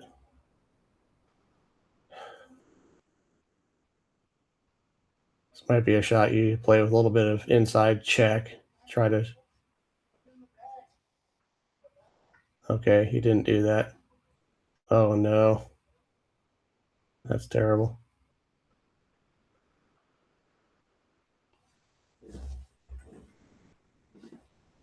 Obviously, he's not happy about that.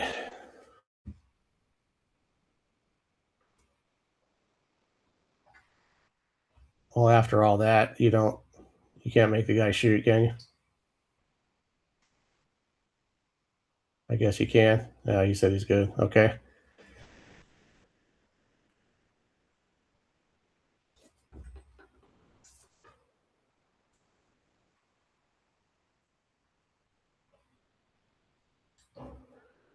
Heartbreaking. He made a really nice shot on the 8 ball there.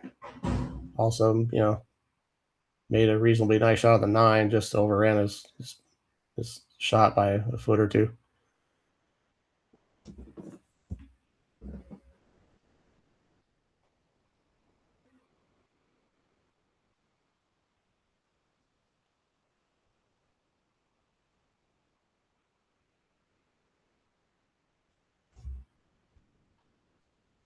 And then Rob's going to just have to do his best to shake that off and keep playing. It's been playing okay.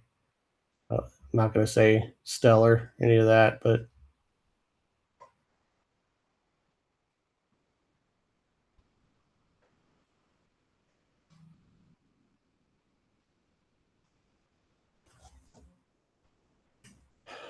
not sure what you do with the 2 ball here. Just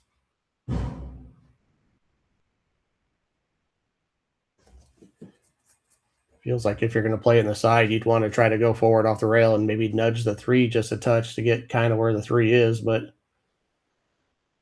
we'll see.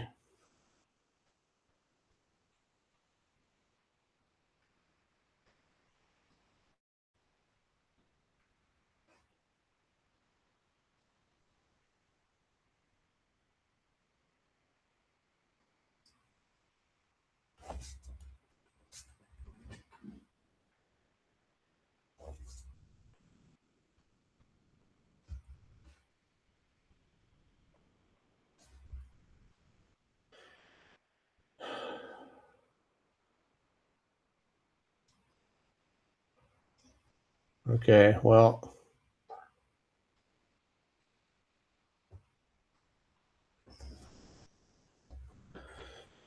see if it's worthwhile to try to come around and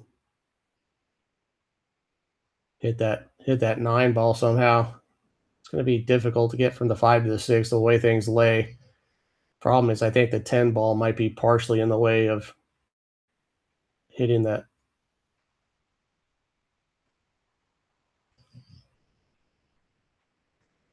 Okay, so he's just going to have to try to work this out without any sort of breakout.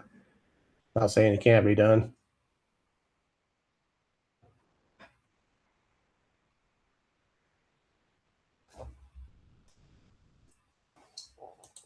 I'd love to be about right here.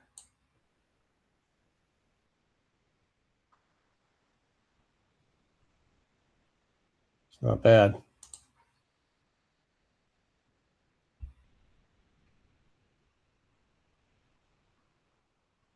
I like to just draw this ball, see if you can get off the rail and just get out like this.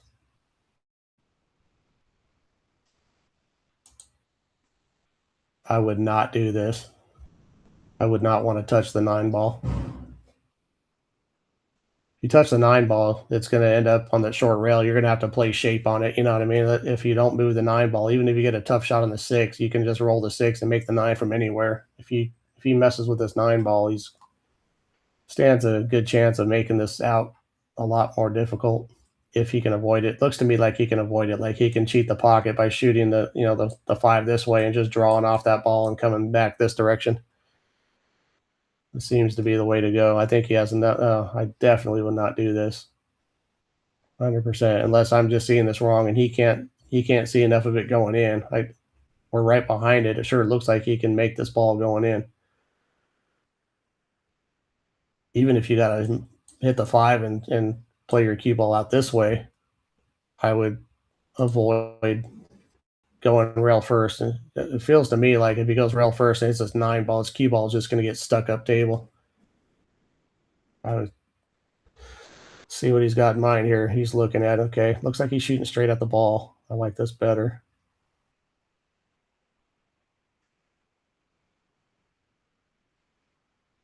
Okay, that's fine.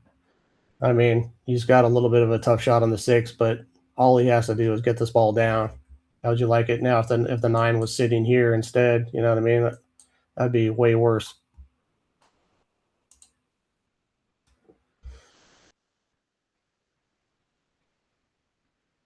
You don't have to worry anything about the cue ball. You can make this 9 ball from anywhere on the table except right up against the other side of the 9.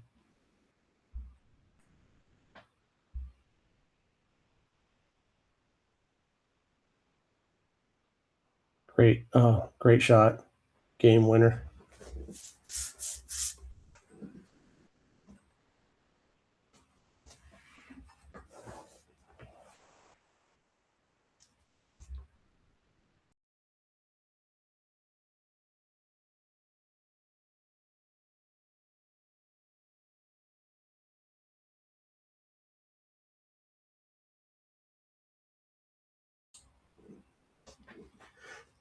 Okay, you still don't want to let your guard down here. Still got to hit this pure. Pockets are snug. All right. Well done.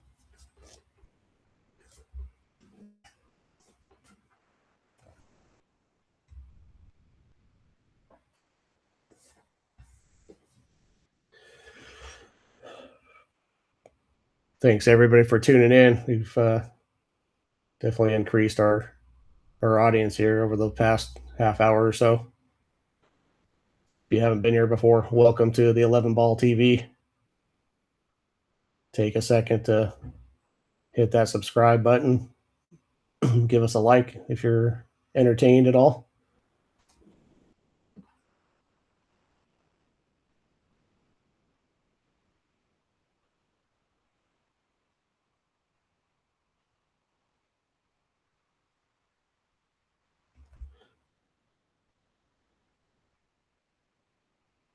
Okay. Narrowly avoided another dry break. Don't think he has a shot at the 1 ball.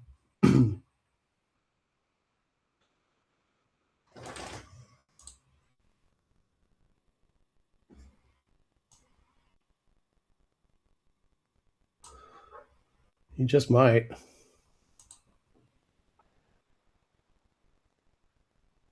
Position on the 2s, extremely difficult.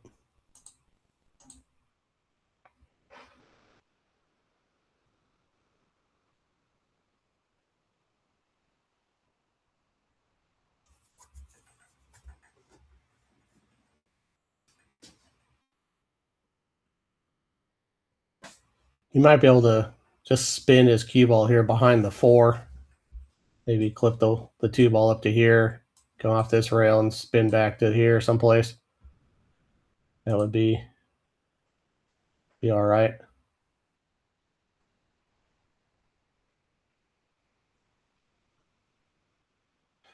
He just decided to sack up and go for it. These shots are a little too aggressive in my opinion. He's played a couple kind of hero shots. If you feel good about it, that's great. But I think Rob could probably have about a 8-4 lead right now or something like that if he wasn't going a little bit wild.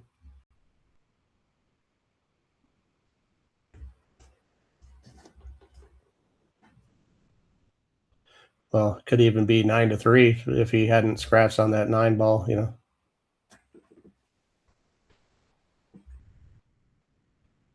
Don't think he quite got there for the shot.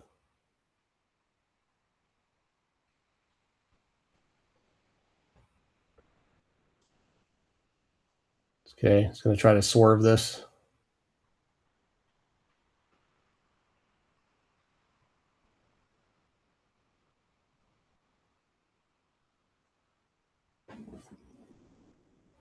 I don't know if this is makeable here. Kind of doesn't look like it.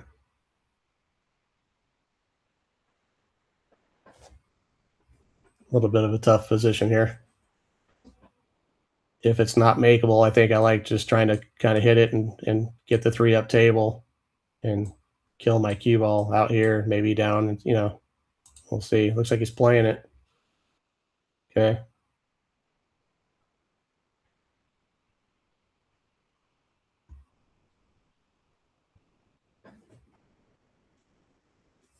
Does the 8 still go?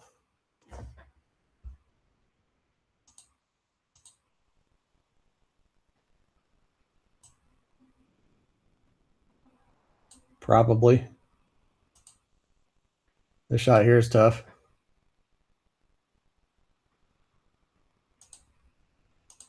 Can't tell if he's elevating. It looks like he is elevating a bit. Got to hit this so pure. Golly, what a shot.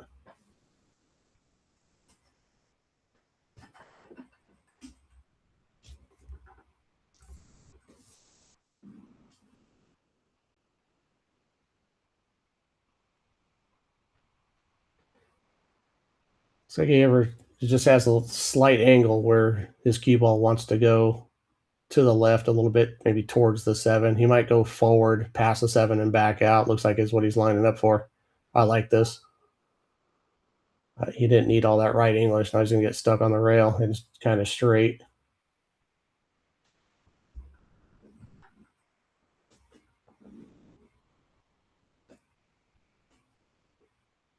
Really kind of creating some work for himself.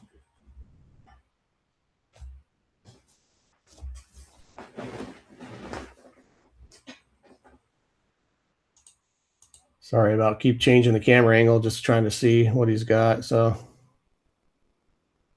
definitely got some angle. I think he's going to try to go 2 rails forward. If you try to spin this ball a lot and hit it hard, it gets missable. Got to hit it smooth.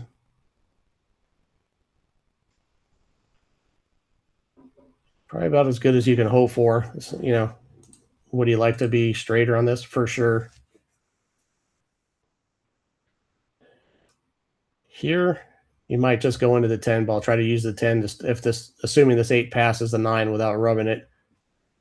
Just send your cue ball into the 10 ball. Try to get yourself a shot on the 9 on the side. Hopefully the 10 ends up close to this bottom corner pocket somehow.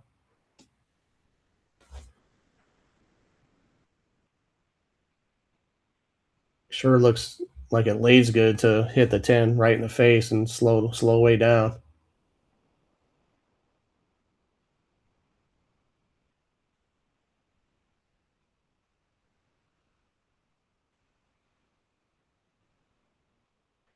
I mean, I think you could draw out of hitting the 10, but to draw all the way back up and get back up table is asking quite a bit. This looks a little too thin for all that, so it does look like he's kind of rolling this a bit.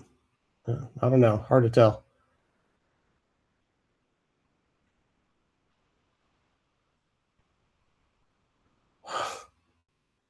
Okay, he went for the hero draw with inside English, and Okay, I mean, did a great job to pot that ball, but geez, this shot right here is it's a little above my pay grade. I'm the underdog to make the. I shot this 10 times. I don't think I'd beat 5. And what are you going to have on the 10 ball if you do roll this in? Pretty tough spot here. So is he okay? He's not elevating. I like that.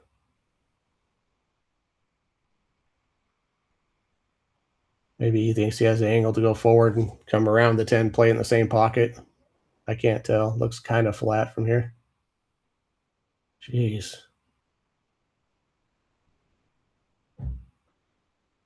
Okay, cue ball stayed off the rail. He's got himself a very nice shot here.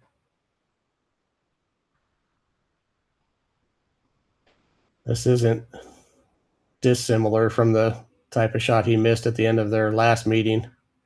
So I hope he's not thinking about that. And I hope he's not listening to me.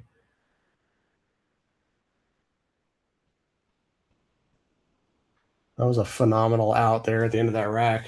A lot of bear down there. Huge.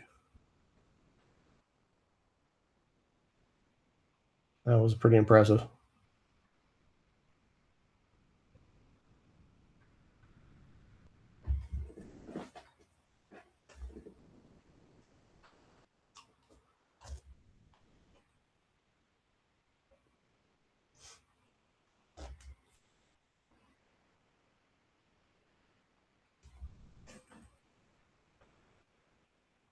Delayed reaction, but I got to give him this.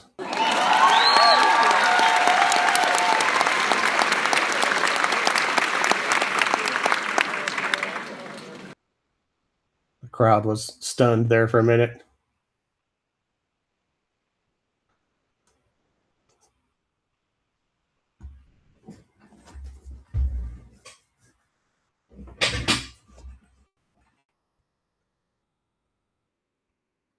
Okay, got one down. This is tough. Hopefully he's playing safe. I think he's trying to draw the cue ball back to where his hand is, maybe. No, he was going after it.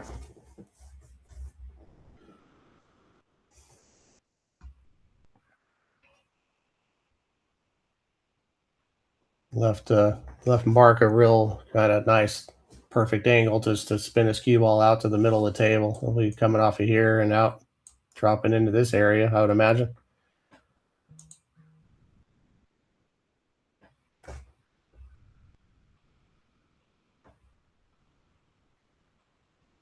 Well, no, but this is good too.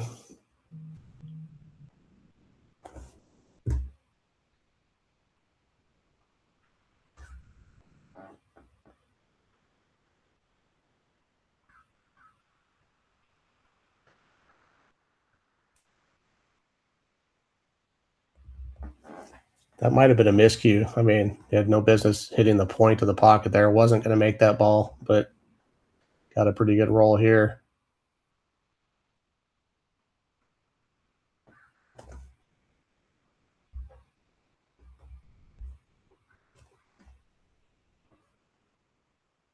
No, I don't think that was ever going to work.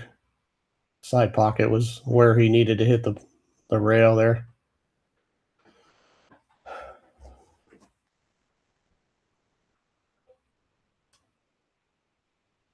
I would have liked to seen Rob just play safe on that first one ball. This is kind of another example of the heroics costing him. He got away with the heroics at the end of that last rack, but you just can't keep coming with the monster shots all the time.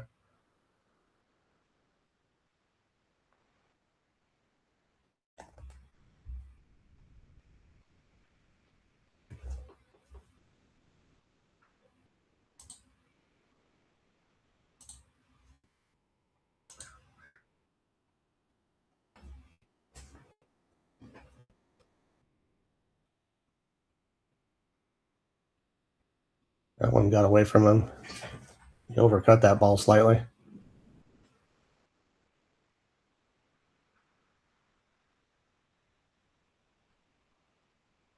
Yeah, this will be a thin one. Just trying to cut this back into the side. It's going to spin his cue ball back around through the rails, try to get probably where it is.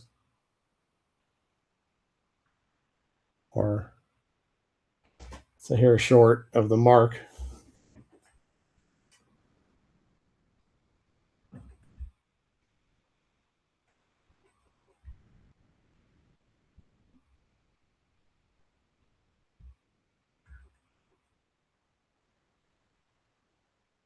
Good shot.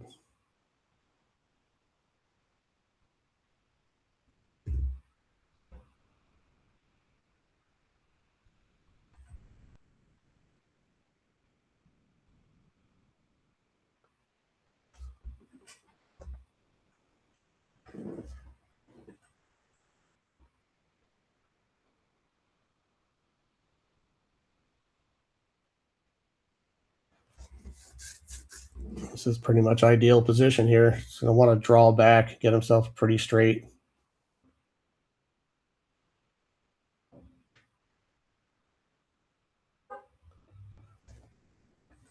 Okay, pretty good.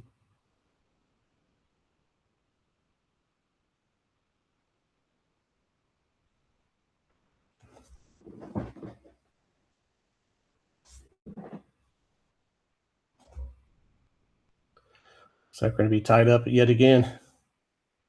This has been typical of these meetings between these two guys. They're just always a battle. These guys are very evenly matched.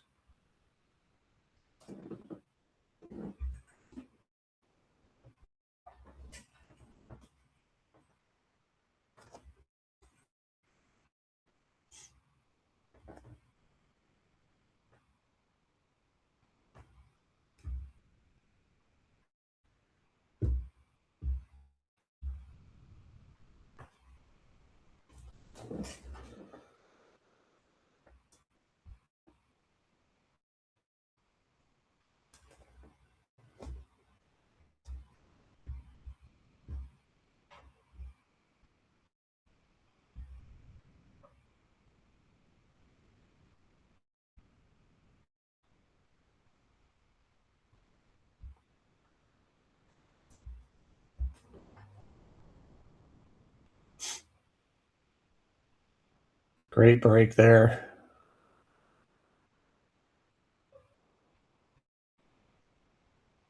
Really outstanding break. Got a nice spread. 3. It's going to be a little bit tough.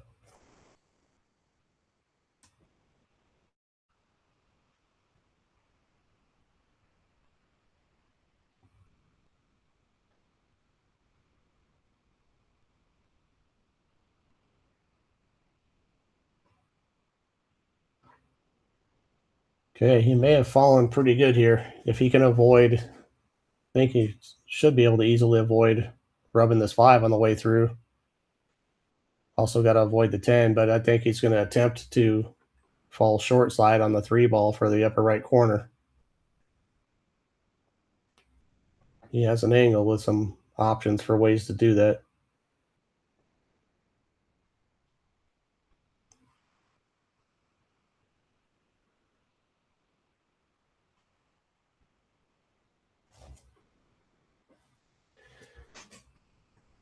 Okay, got pretty good.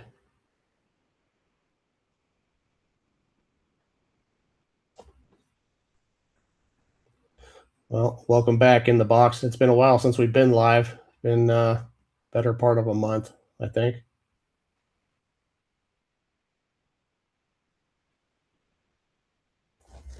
Outstanding shot there.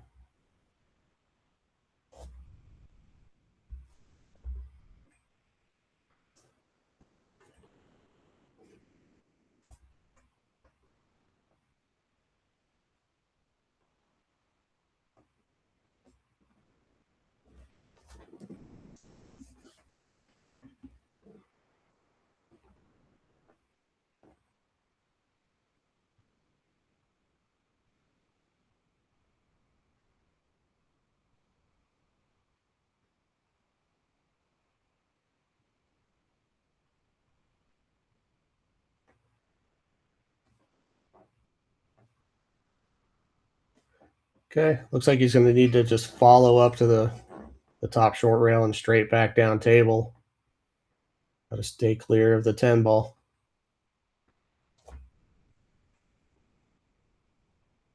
Got to stay clear of the 10. He did, just barely.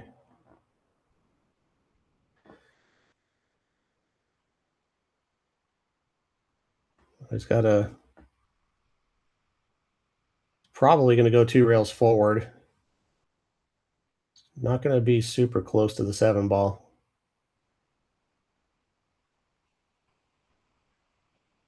He did pretty good. Thought he was going to go a little bit wider than that. So, and I mean, at the ideal angle, it's perfect here.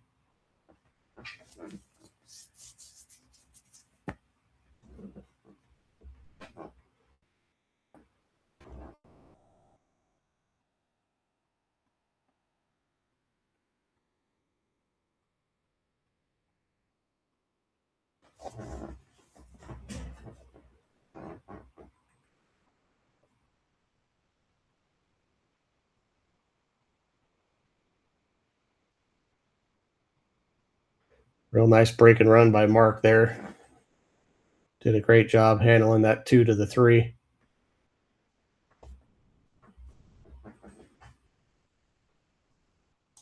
I'll give him a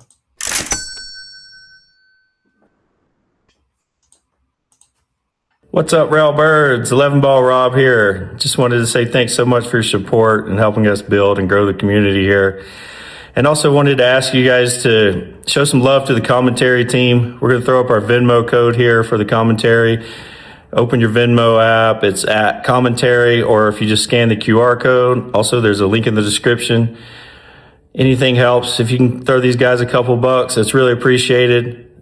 They do an amazing job and help keep these streams more interesting. Thanks so much for your support. Love.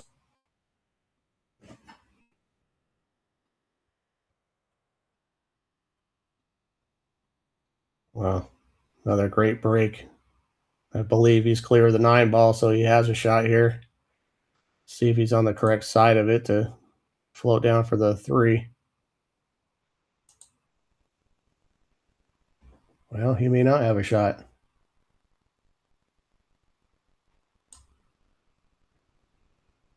So he may, and he is on the correct side of the ball.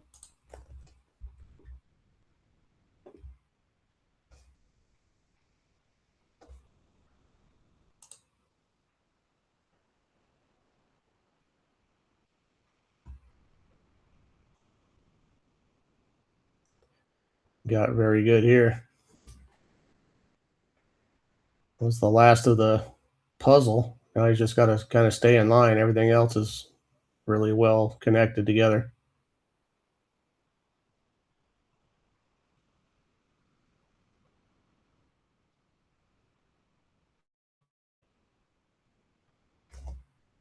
Okay, it's not ideal.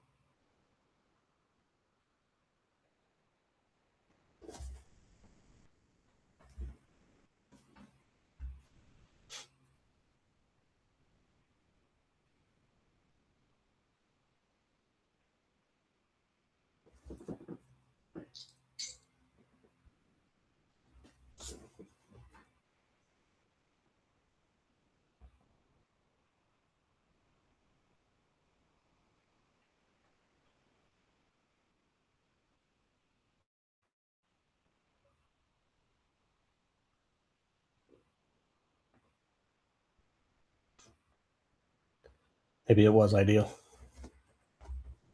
Handled that pretty easily.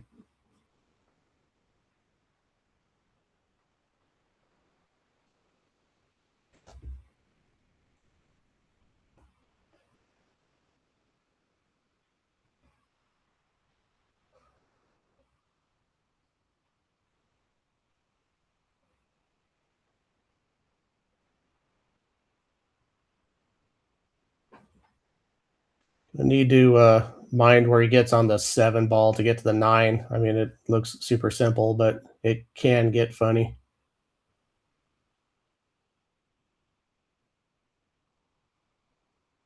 You don't want to come up real short of straight in here on this 7 ball. And he didn't.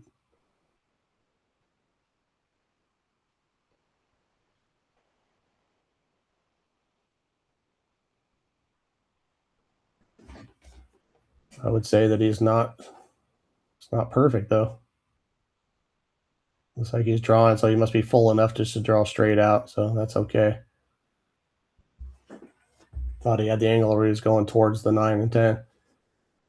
So just gotta, it's gonna probably just dig down and pull his 2 rails out of the upper left-hand corner, come back around to the middle.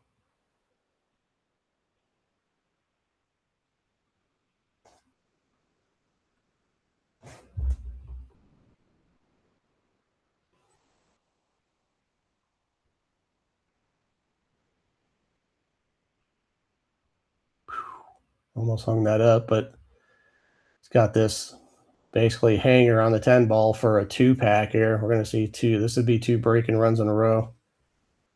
And Rob says he's seen enough.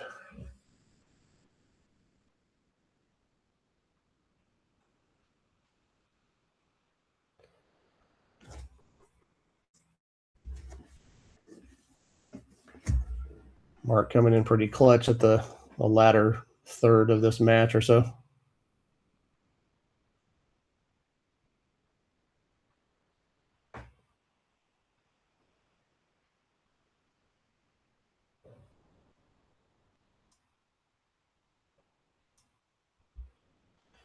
Yeah, in the box, Mark has been breaking pretty well.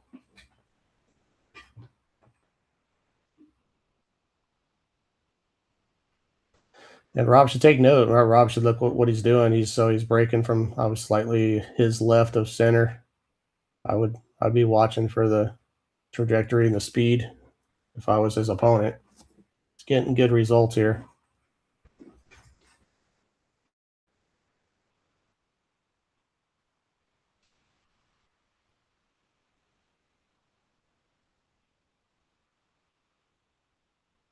Okay, another really good break. Not as easy of a layout as he's been seeing. I wonder if he can fire this 1 ball in the side while either stunning his key ball straight up table, or if he could even has a little bit like he could draw it out this way. If he's heavy enough on the 1 ball. Looks like he's a little bit thinner than that, so basically just gonna get a look at the 2. Obviously the 3 is way down here. It's tucked. 3 is a little bit tough. Okay, he missed trying to do something.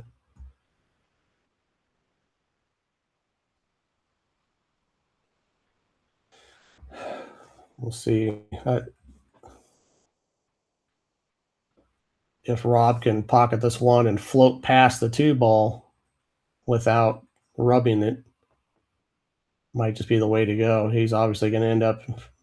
I don't even know if he can get a cue ball past the 6 now that I'm looking at it. So I don't know what the move is here.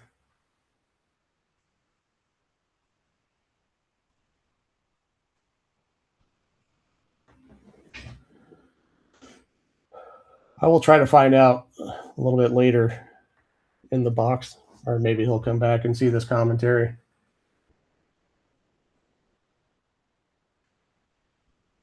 What you can do is contact Patrick Nix on Facebook.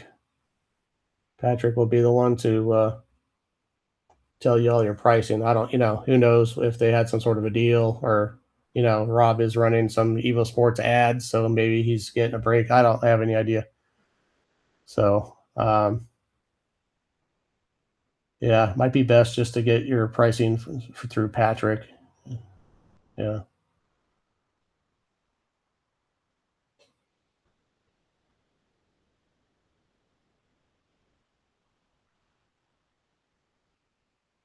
Oh, got into that too much. Probably just trying to pull back into the gap, and this is going to be troublesome.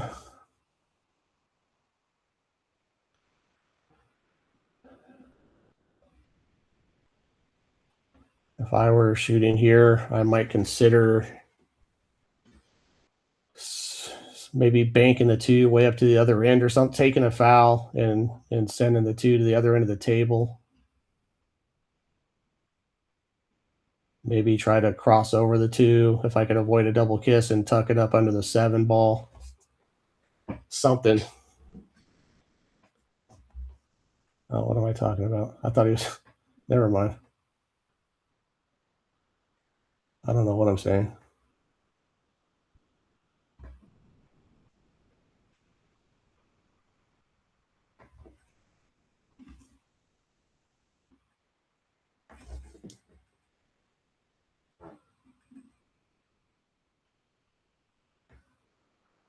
Okay. Well, that's from where he was. Can't expect much more.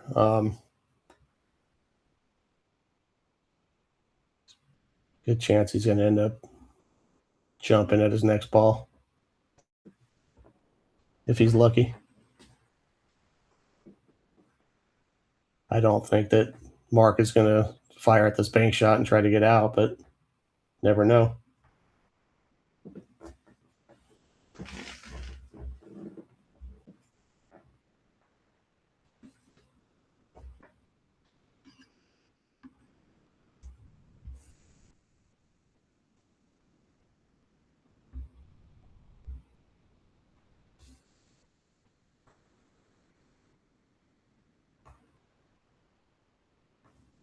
Got away with one there. Not sure if he was trying to cut that down or just play safe or what, but the fact that he didn't sell out a shot here is fairly fortunate.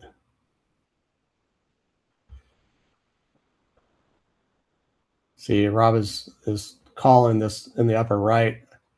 I don't think that's the shot here.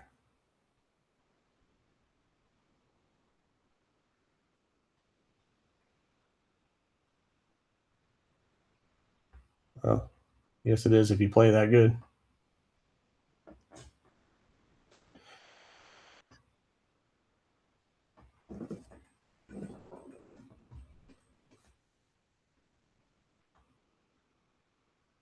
Hopefully, Rob's still not tilting a little bit over that. I think he miscued on a shot and ended up costing him a couple of racks here. So he just needs to get himself relaxed and settled, swing this cue straight, and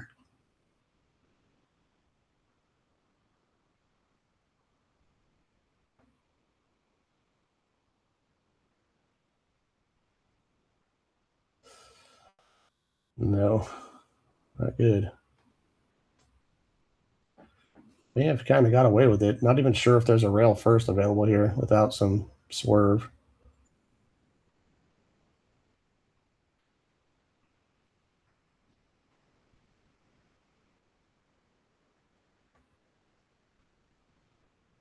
Must be.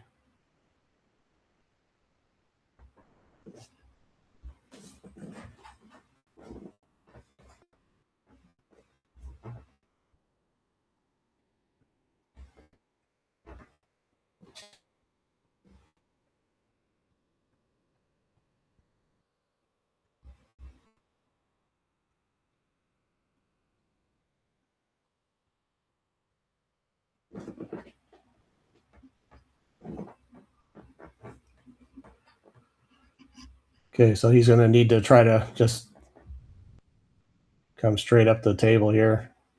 Guessing he's going to want to play the 7 in the same pocket as the 6. Didn't take enough time on that one. He got down and one stroke that and rifled at it. Rob needs to make him pay. Rob's got to get himself settled down. I'm sure he's probably still a little frustrated over the way things have been going in the last couple of games. He just missed basically a straight in shot. So that all factors in. His table plays tough, so if you're tight or pissed, it's kind of hard to play well on tough equipment.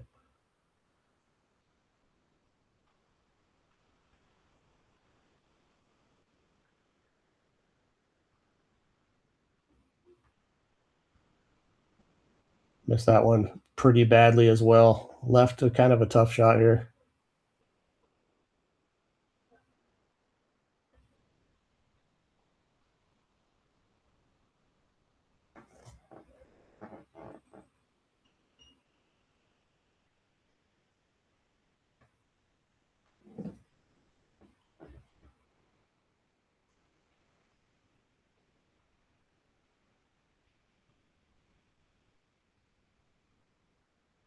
Okay, well,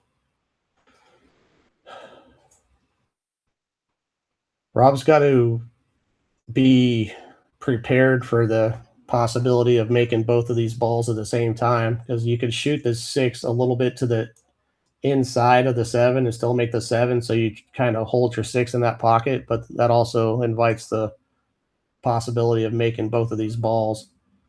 Otherwise, I'm not really sure what the move is. Like, you might consider playing rail first on the 6 to make the 7 so that your cue ball comes this way for a shot on the 6, but that's risky. This is it looks like a great situation, but it's a little bit delicate here. Not sure what he's looking at over there. He's looking at playing this combination and sending the. He's looking at cutting this 6 into the 7 thinner and the 6 ball coming off of that shot and looking for a shot in that left hand side pocket. Don't know if I like that as much as I do. I might just baby this. Play the 6 into the 7 full in the face. 7 should still go. 6 should hang out there. Just hit it slow, I think, is the move.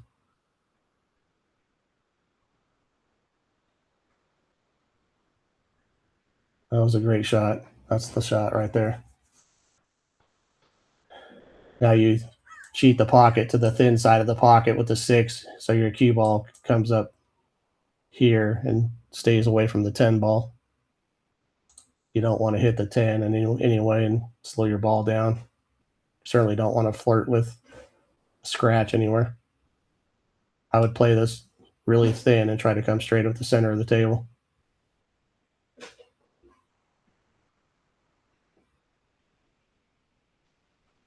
That's what you didn't want to do, and you paid the ultimate price for it. It's not going to be. It's not going to make him real happy.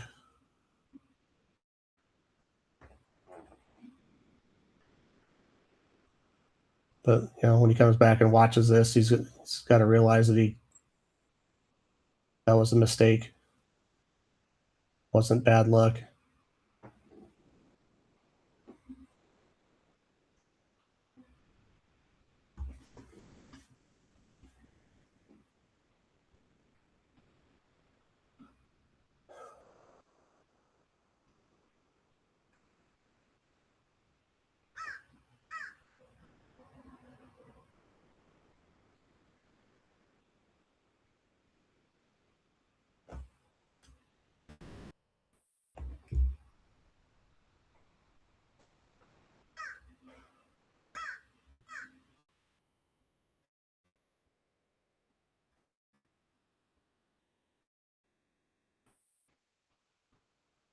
Might get away with it.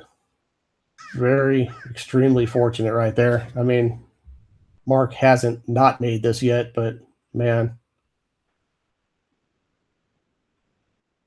that was that made obviously this Mark's a big underdog to get out from here. Still could, but this is way better than just hanging this 9 up in the corner pocket with a wide open shot.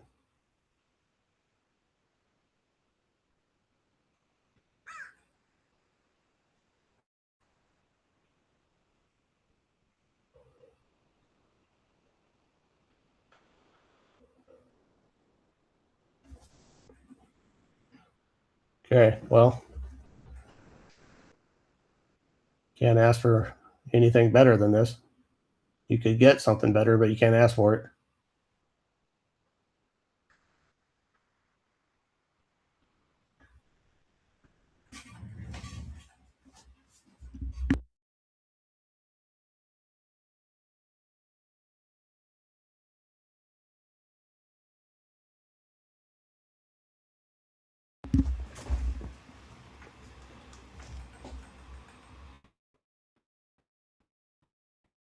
Beautiful shot.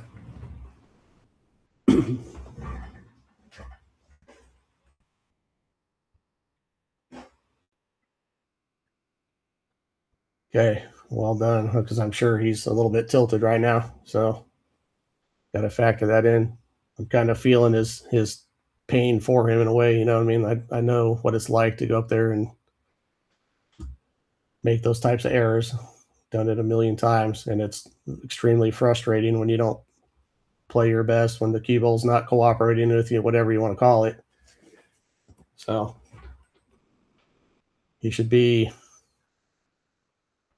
pretty happy right now. You know, that should getting that roll. He should be thankful that he didn't sell out after jumping at that 9 ball.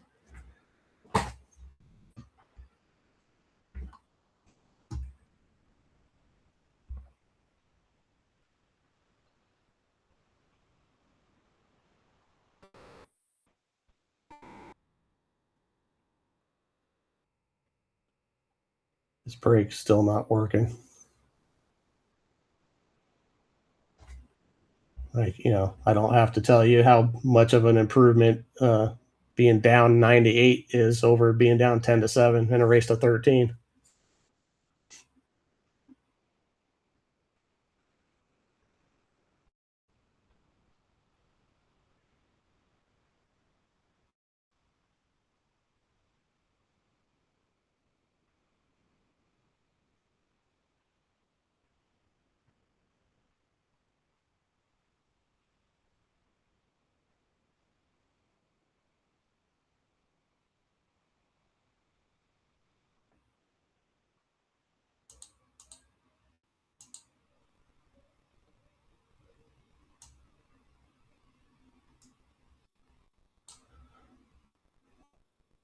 Don't believe he has a straight. It looks like he's swerving out a little bit.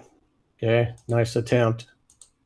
It's not a dog shot. He had to curve that ball a little bit and narrowly missed it. So another big opportunity for Rob. Rob needs to make sure he hits this too thin. Don't want to end up like over here somewhere necessarily.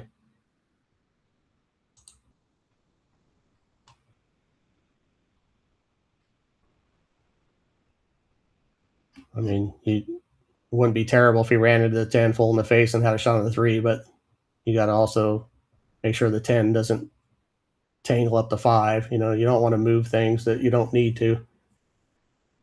Everything's in a good spot right now. Obviously, the 5 and the 8 is a little bit of a thing, but it's still manageable.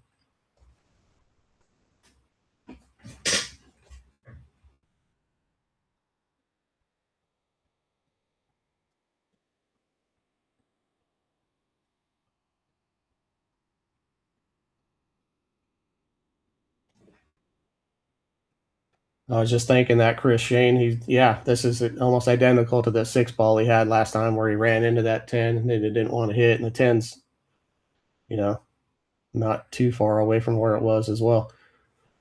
That's why I say he needed to hit that 6 thin, and he didn't, you know.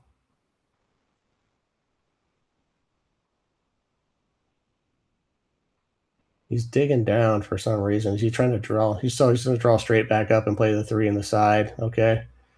That didn't work out real well. I don't think the 3 passes the 7, and now the 3 in the left-hand side for shape on the 4 is challenging. So he is playing it like it goes past the 7. That would be fortunate if it does. And a great shot. Going to get himself a little too straight.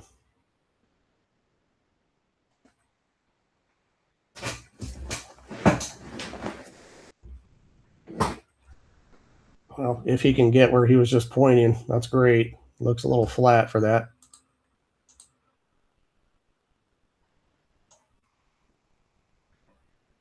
And it is a bit flat.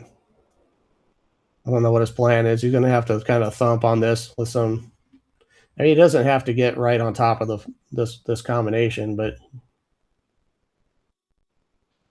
well, yeah, clearing the 7 made it good, but the you don't want to shoot this 5-8 combination from way down table. I mean, if I was shooting it, I would want to be like probably right here. You know, it seems like a lot of angle, but you can see where the 5 wants to go when it makes that 8 ball, wants to sit on that short rail. So you need to be able to get yourself across to play the shape on the 5 after you make that. So we'll see what he does. So he did go forward. Wow, he's going to move things around here. Okay, well, that was huge. He got exactly the angle I was describing here a second ago, but much closer. So this is, can't be mad about this. You just got to play like you're overcutting this pocket a little bit.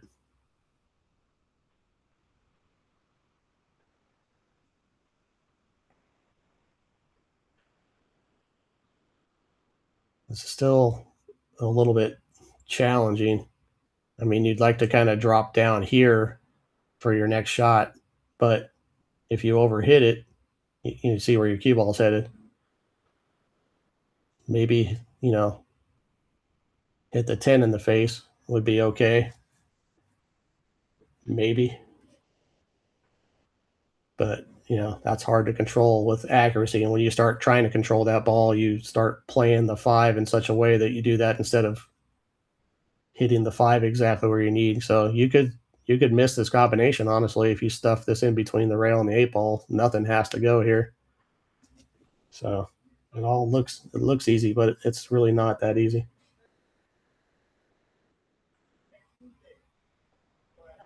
Good shot.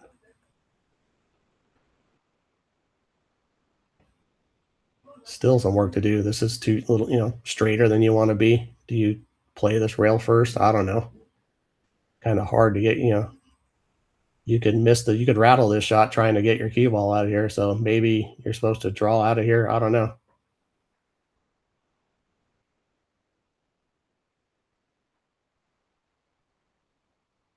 Well, okay. You made the most of the tiny bit of angle you had. Very well done.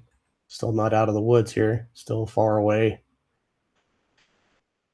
Needs to either draw his ball from, 4 feet out, or go forward 2 rails. Both of those things make the shot missable.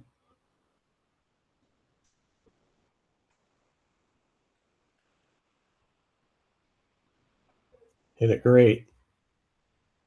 Some good stuff here.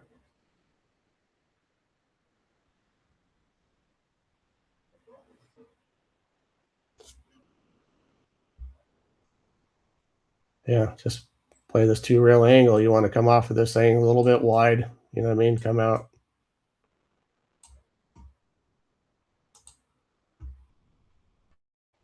If you hit this goofy, you could creep in behind the 10. So you just want to, you don't need to be super close to the 9 ball here. That's good. That's really good. Well, I say that. Got real thin.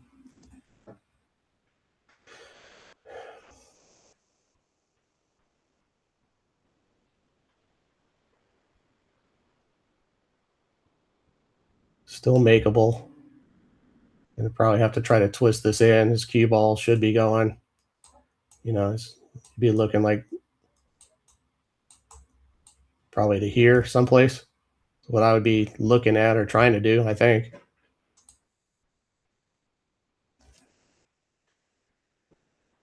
You'd be doing pretty well just to end up somewhere near that left-hand side pocket after the shot. You have to get this down. It's a bit thin.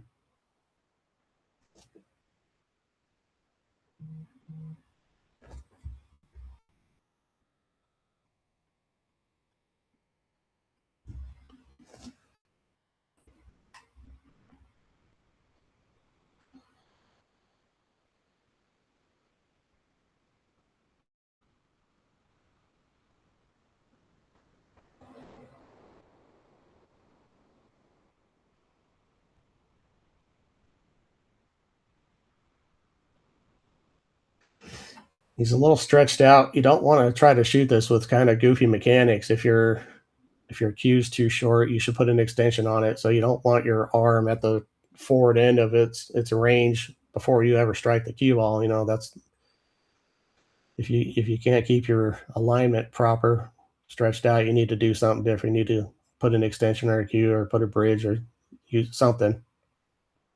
His arm looks awful forward here, so it's easy to get your swing goofy. I think he's going to leave a little bit of a testy one.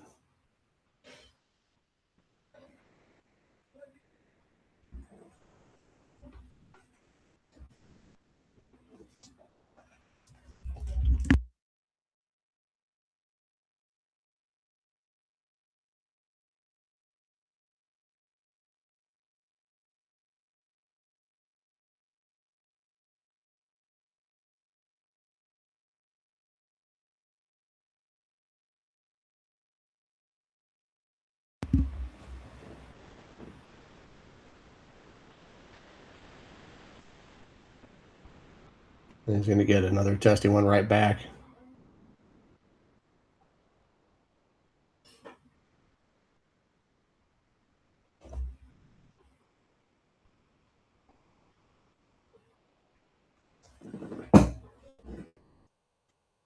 If he can see this, still very, very thin.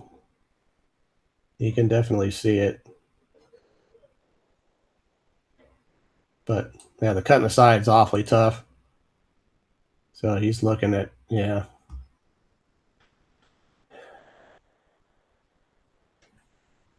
Don't know what I would do here for sure. This is a super tough shot both ways.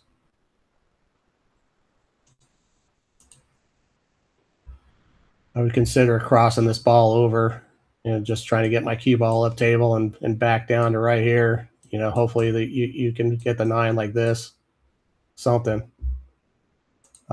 I would definitely consider playing a safety here.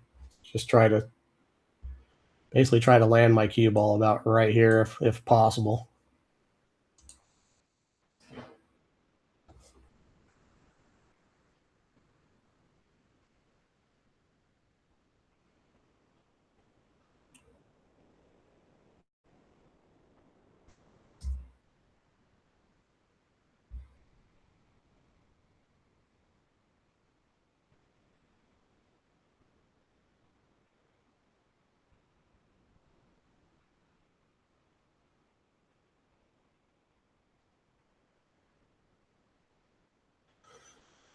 In the box, yeah. The 4-railer not that bad of an idea. You can play if you play it tight, right? You're talking this, right? That would have been a reasonably good shot.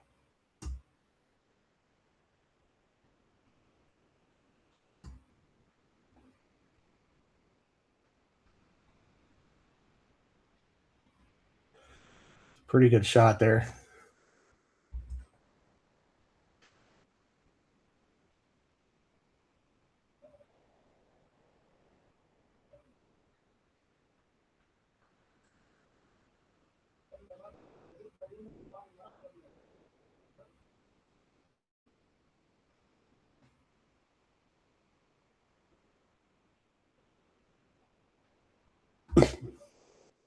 Yeah. Mark has shown himself in those last few matches that I've watched just to be real solid, you know, uh, under the heat when things are tight at the end of the match. Like he's come with some big shots.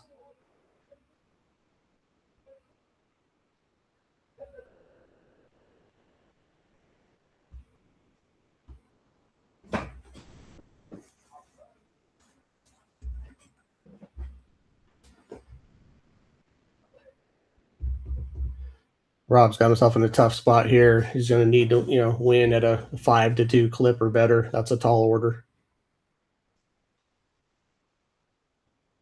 Still doable, but he's got to get his cue ball under control. He's got to make better decisions, probably. Stop with the heroics, stuff like that. He's just going to have to try to keep Mark on lockdown, keep him off the shot any way possible.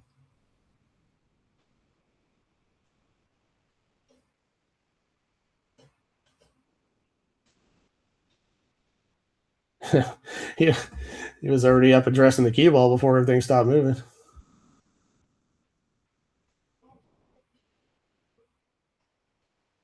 I don't think he's going to like his shot here. I have a feeling. We'll see.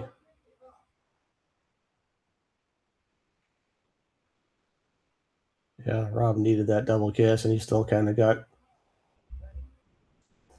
away with it a little bit. So it doesn't look too bad. I think Rob can still kind of cross the one over here and get his cue ball down either into the 8 or past the 8. Yeah, I didn't quite hit it full enough, or maybe hard enough.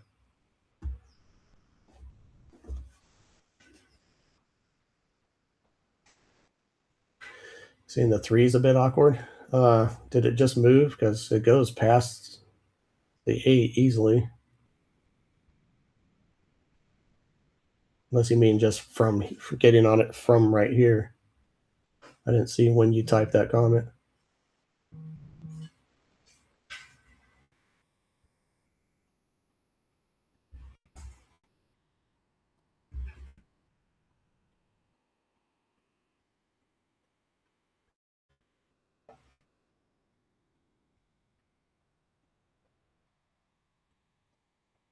All right, good shot. Okay, got you, Chris.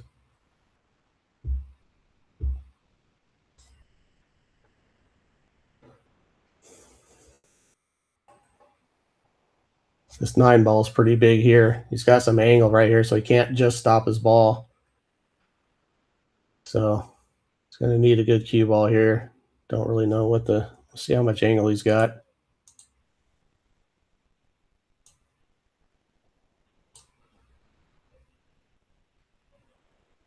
Yeah, this is a little bit tough.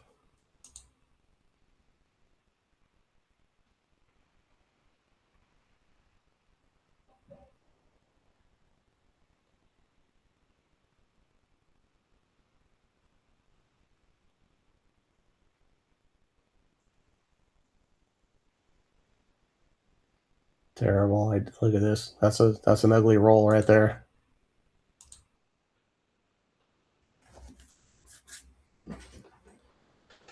I say that, but generally speaking, my philosophy is that there's really, when you're at the table shooting, there's really no such thing as a roll. The cue ball went where he sent it, so it's really not a bad roll. But okay.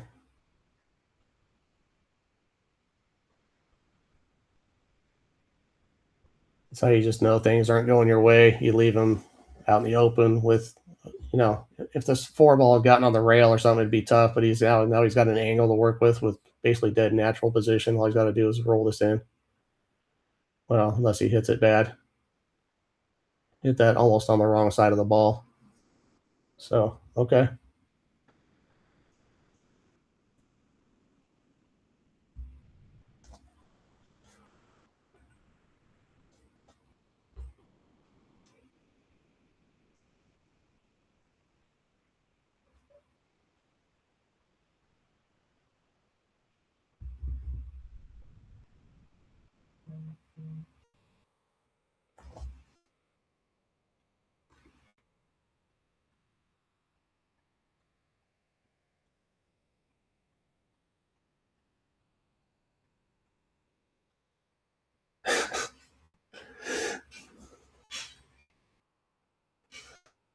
Okay. Well, nice hit.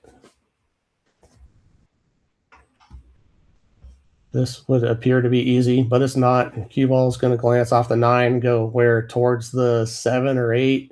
I mean, if you're lucky, you don't get behind something.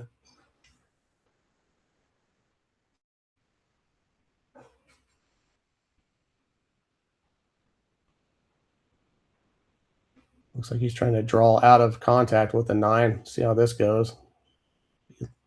Okay. Well, I like that decision, actually.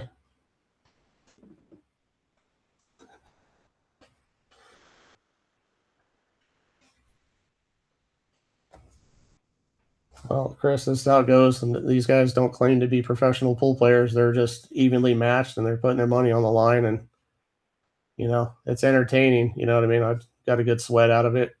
It's almost more interesting than watching people who never miss, because you kind of know what the outcome is going to be there when they get an open shot. But here, kind of anything can happen.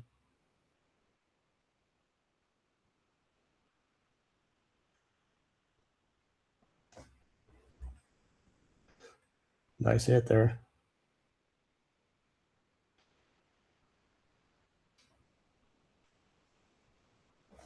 See, it looks like maybe he's shooting this or he's playing another safety. Yeah. Not going to be happy with that. I don't dislike the decision. It'd be kind of weird to pass on that shot there when it was next to the 9 and then take that one right there.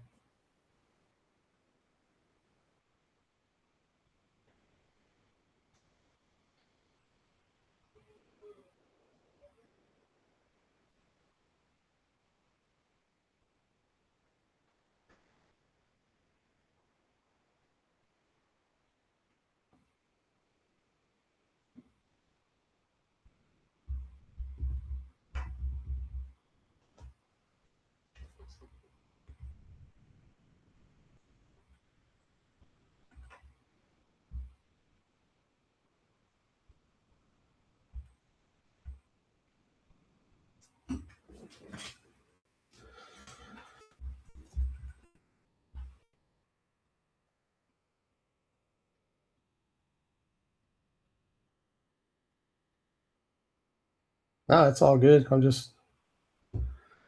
just having a discussion.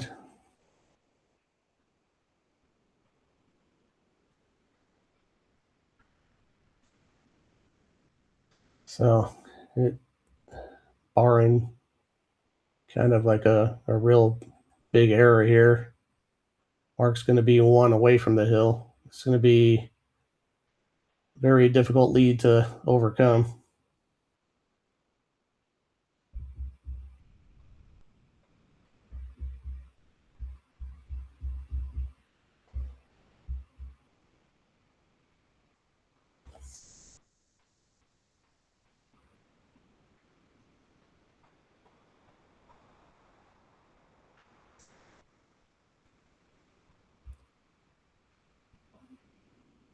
Well, is he perfect here, or does he have to go down to the bottom and back up? He's got just kind of the angle. It looks nearly in between. Like he'd have to really slow roll this to hold it, or he's got to go all the way down to the bottom rail and back. We'll see.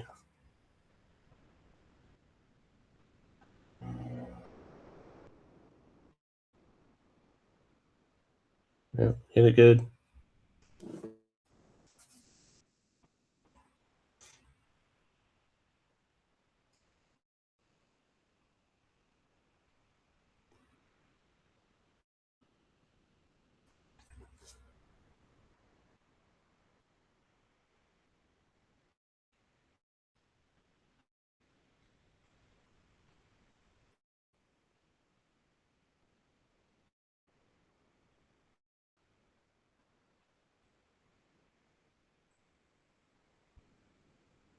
Yeah, Mark is solid. He's getting some opportunities he probably shouldn't.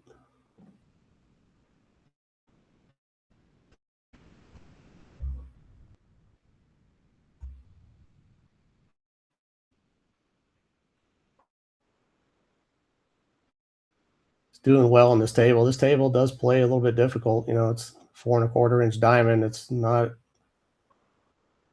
definitely not buckets.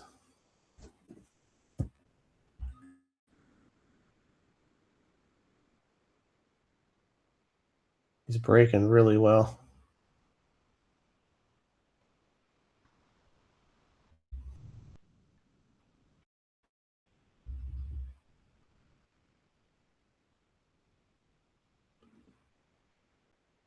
See what he can do here. The 2 to the 3 is going to be, getting a shot on the 2 is going to be, it's going to require pretty good speed control. And then getting from the 2 to the 3 just looks tough altogether, almost no matter where you get.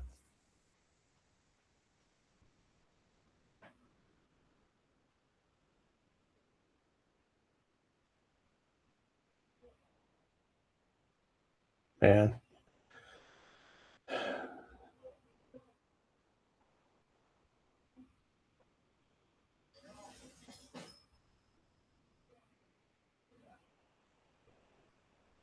wow, really, really good there. He's just gonna have to go forward and fall in this gap just to play speed control and drop in between the 7 and 8 here. If he gets that angle, he's gonna be looking really good. So he's digging in here. What's he trying to do? Trying to draw into the 7? Okay. Well, he's held his ball. I thought he could go forward and kind of get there, but I like what he did. He avoided spending any time behind the 7, so I guess he was never hooked on that path. So that's a good shot, good choice.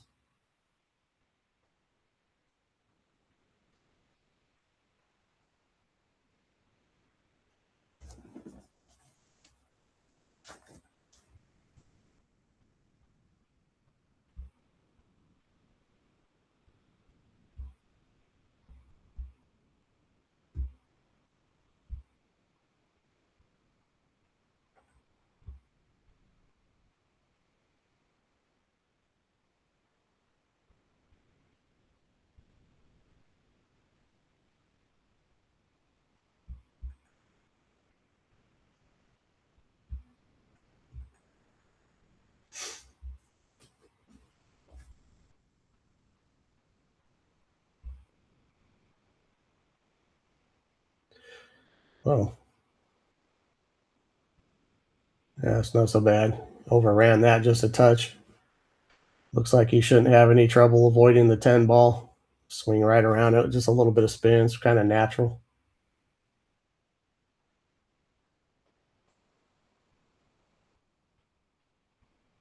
Overran that one by quite a bit. He's going to get himself tough here.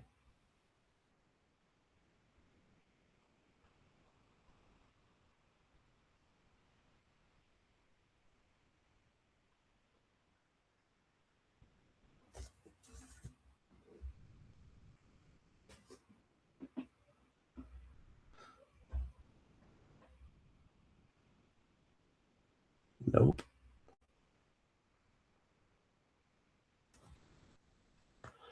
All right, so what's the move here? Jeez.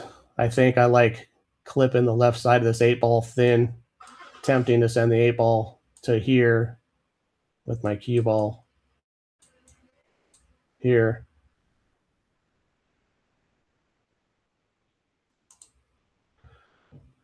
I think a bank shot from here would be overly aggressive.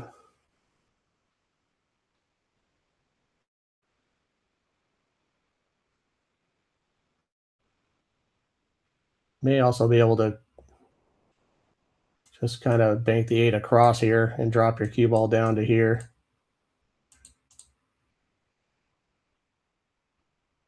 Oh no, that's disaster. I think that's what I like better about the first choice I discussed is that even if you don't get the hook, he's going to have a tough shot. This one relied on the hook kind of. I kind of figured he'd get the 8 ball to the rail. You know what I mean? You got to really focus on that shot.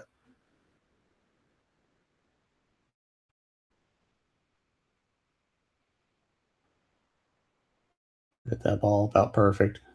Okay, well, looks like he's going to get himself on the hill here. Rob's going to be in a real tough spot, needing 5 straight to close this out.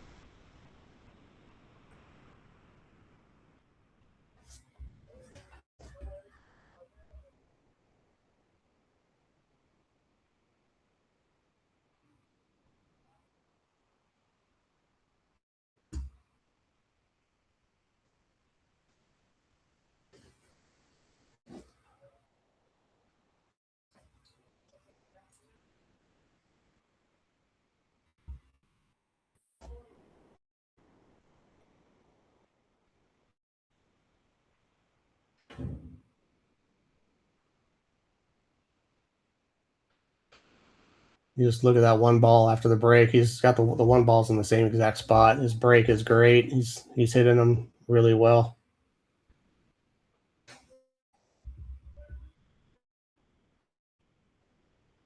I don't think this one passes the 5.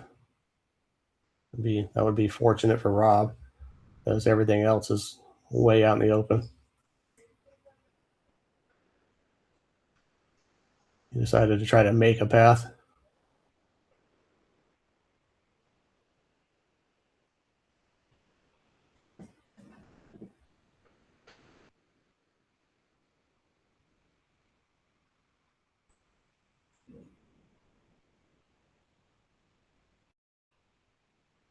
Very good shot. Could have used a little bit more pace out of it.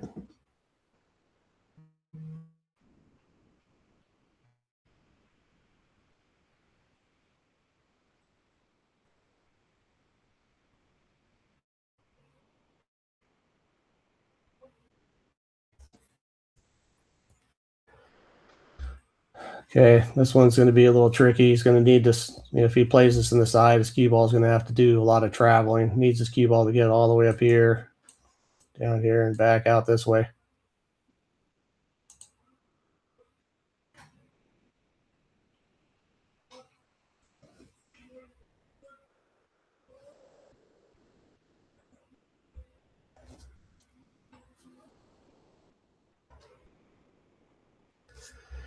Okay, this could be trouble.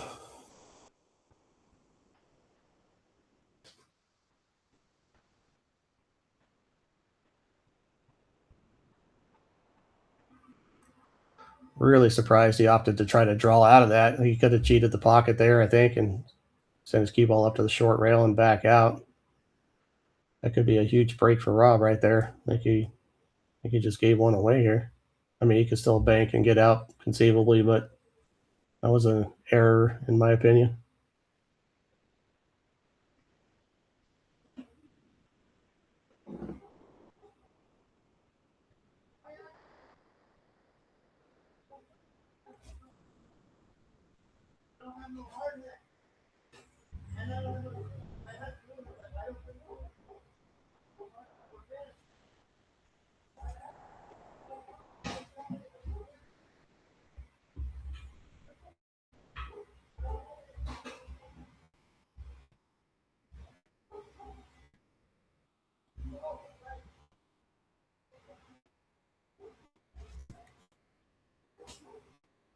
I like a safety here again. Try to get the 4 up behind the 9. Drag your cue ball down. Okay, that was a good shot.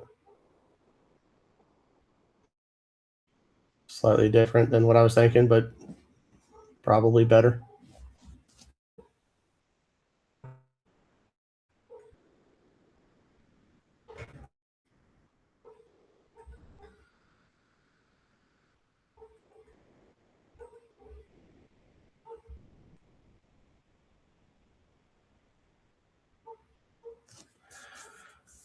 Okay, here we go. Got to drop in for short side on the 7.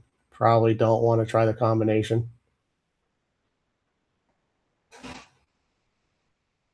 Much better just leave that 10 hanging in the hole and just play 2 good shots here and get yourself easy on the 9. Then you don't have to worry about shape after that.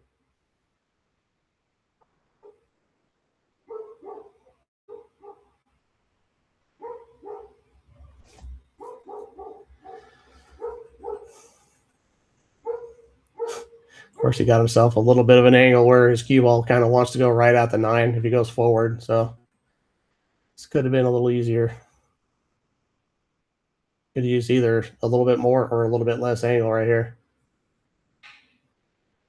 So now you just got to spin this kind of halfway up there, and that shouldn't be so bad. Like a little bit of left here. I mean, go halfway there. You'll have a little bit of a cut shot. No big deal. Yeesh. He's going to get married.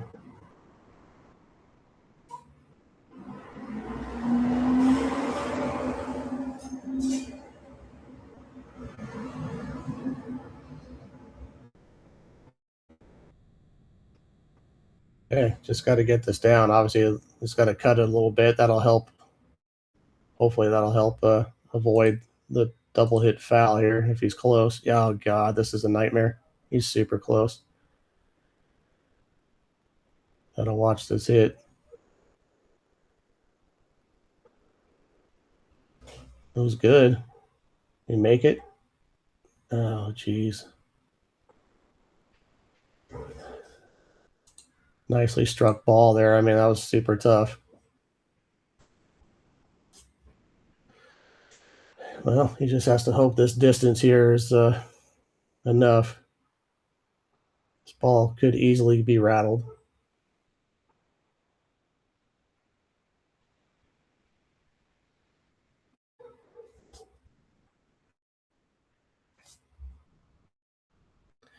That's game. All right, everybody. That's going to be the match. I appreciate y'all tuning in. If you haven't yet, subscribe to the 11 Ball TV. I'm sure we'll be back in action soon. Check out Gutter Boys for your rain gutter needs if you're in the Salt Lake City, Utah area. And I'm just going to run this this little promo one more time for the commentary donations. What's up, Rail Birds? 11 Ball Rob here. Just wanted to say thanks so much for your support and helping us build and grow the community here. And also wanted to ask you guys to show some love to the commentary team. We're going to throw up our Venmo code here for the commentary. Open your Venmo app. It's at commentary, or if you just scan the QR code. Also, there's a link in the description. Anything helps. If you can throw these guys a couple bucks, it's really appreciated. They do an amazing job and help keep these streams more interesting. Thanks so much for your support. Love you guys.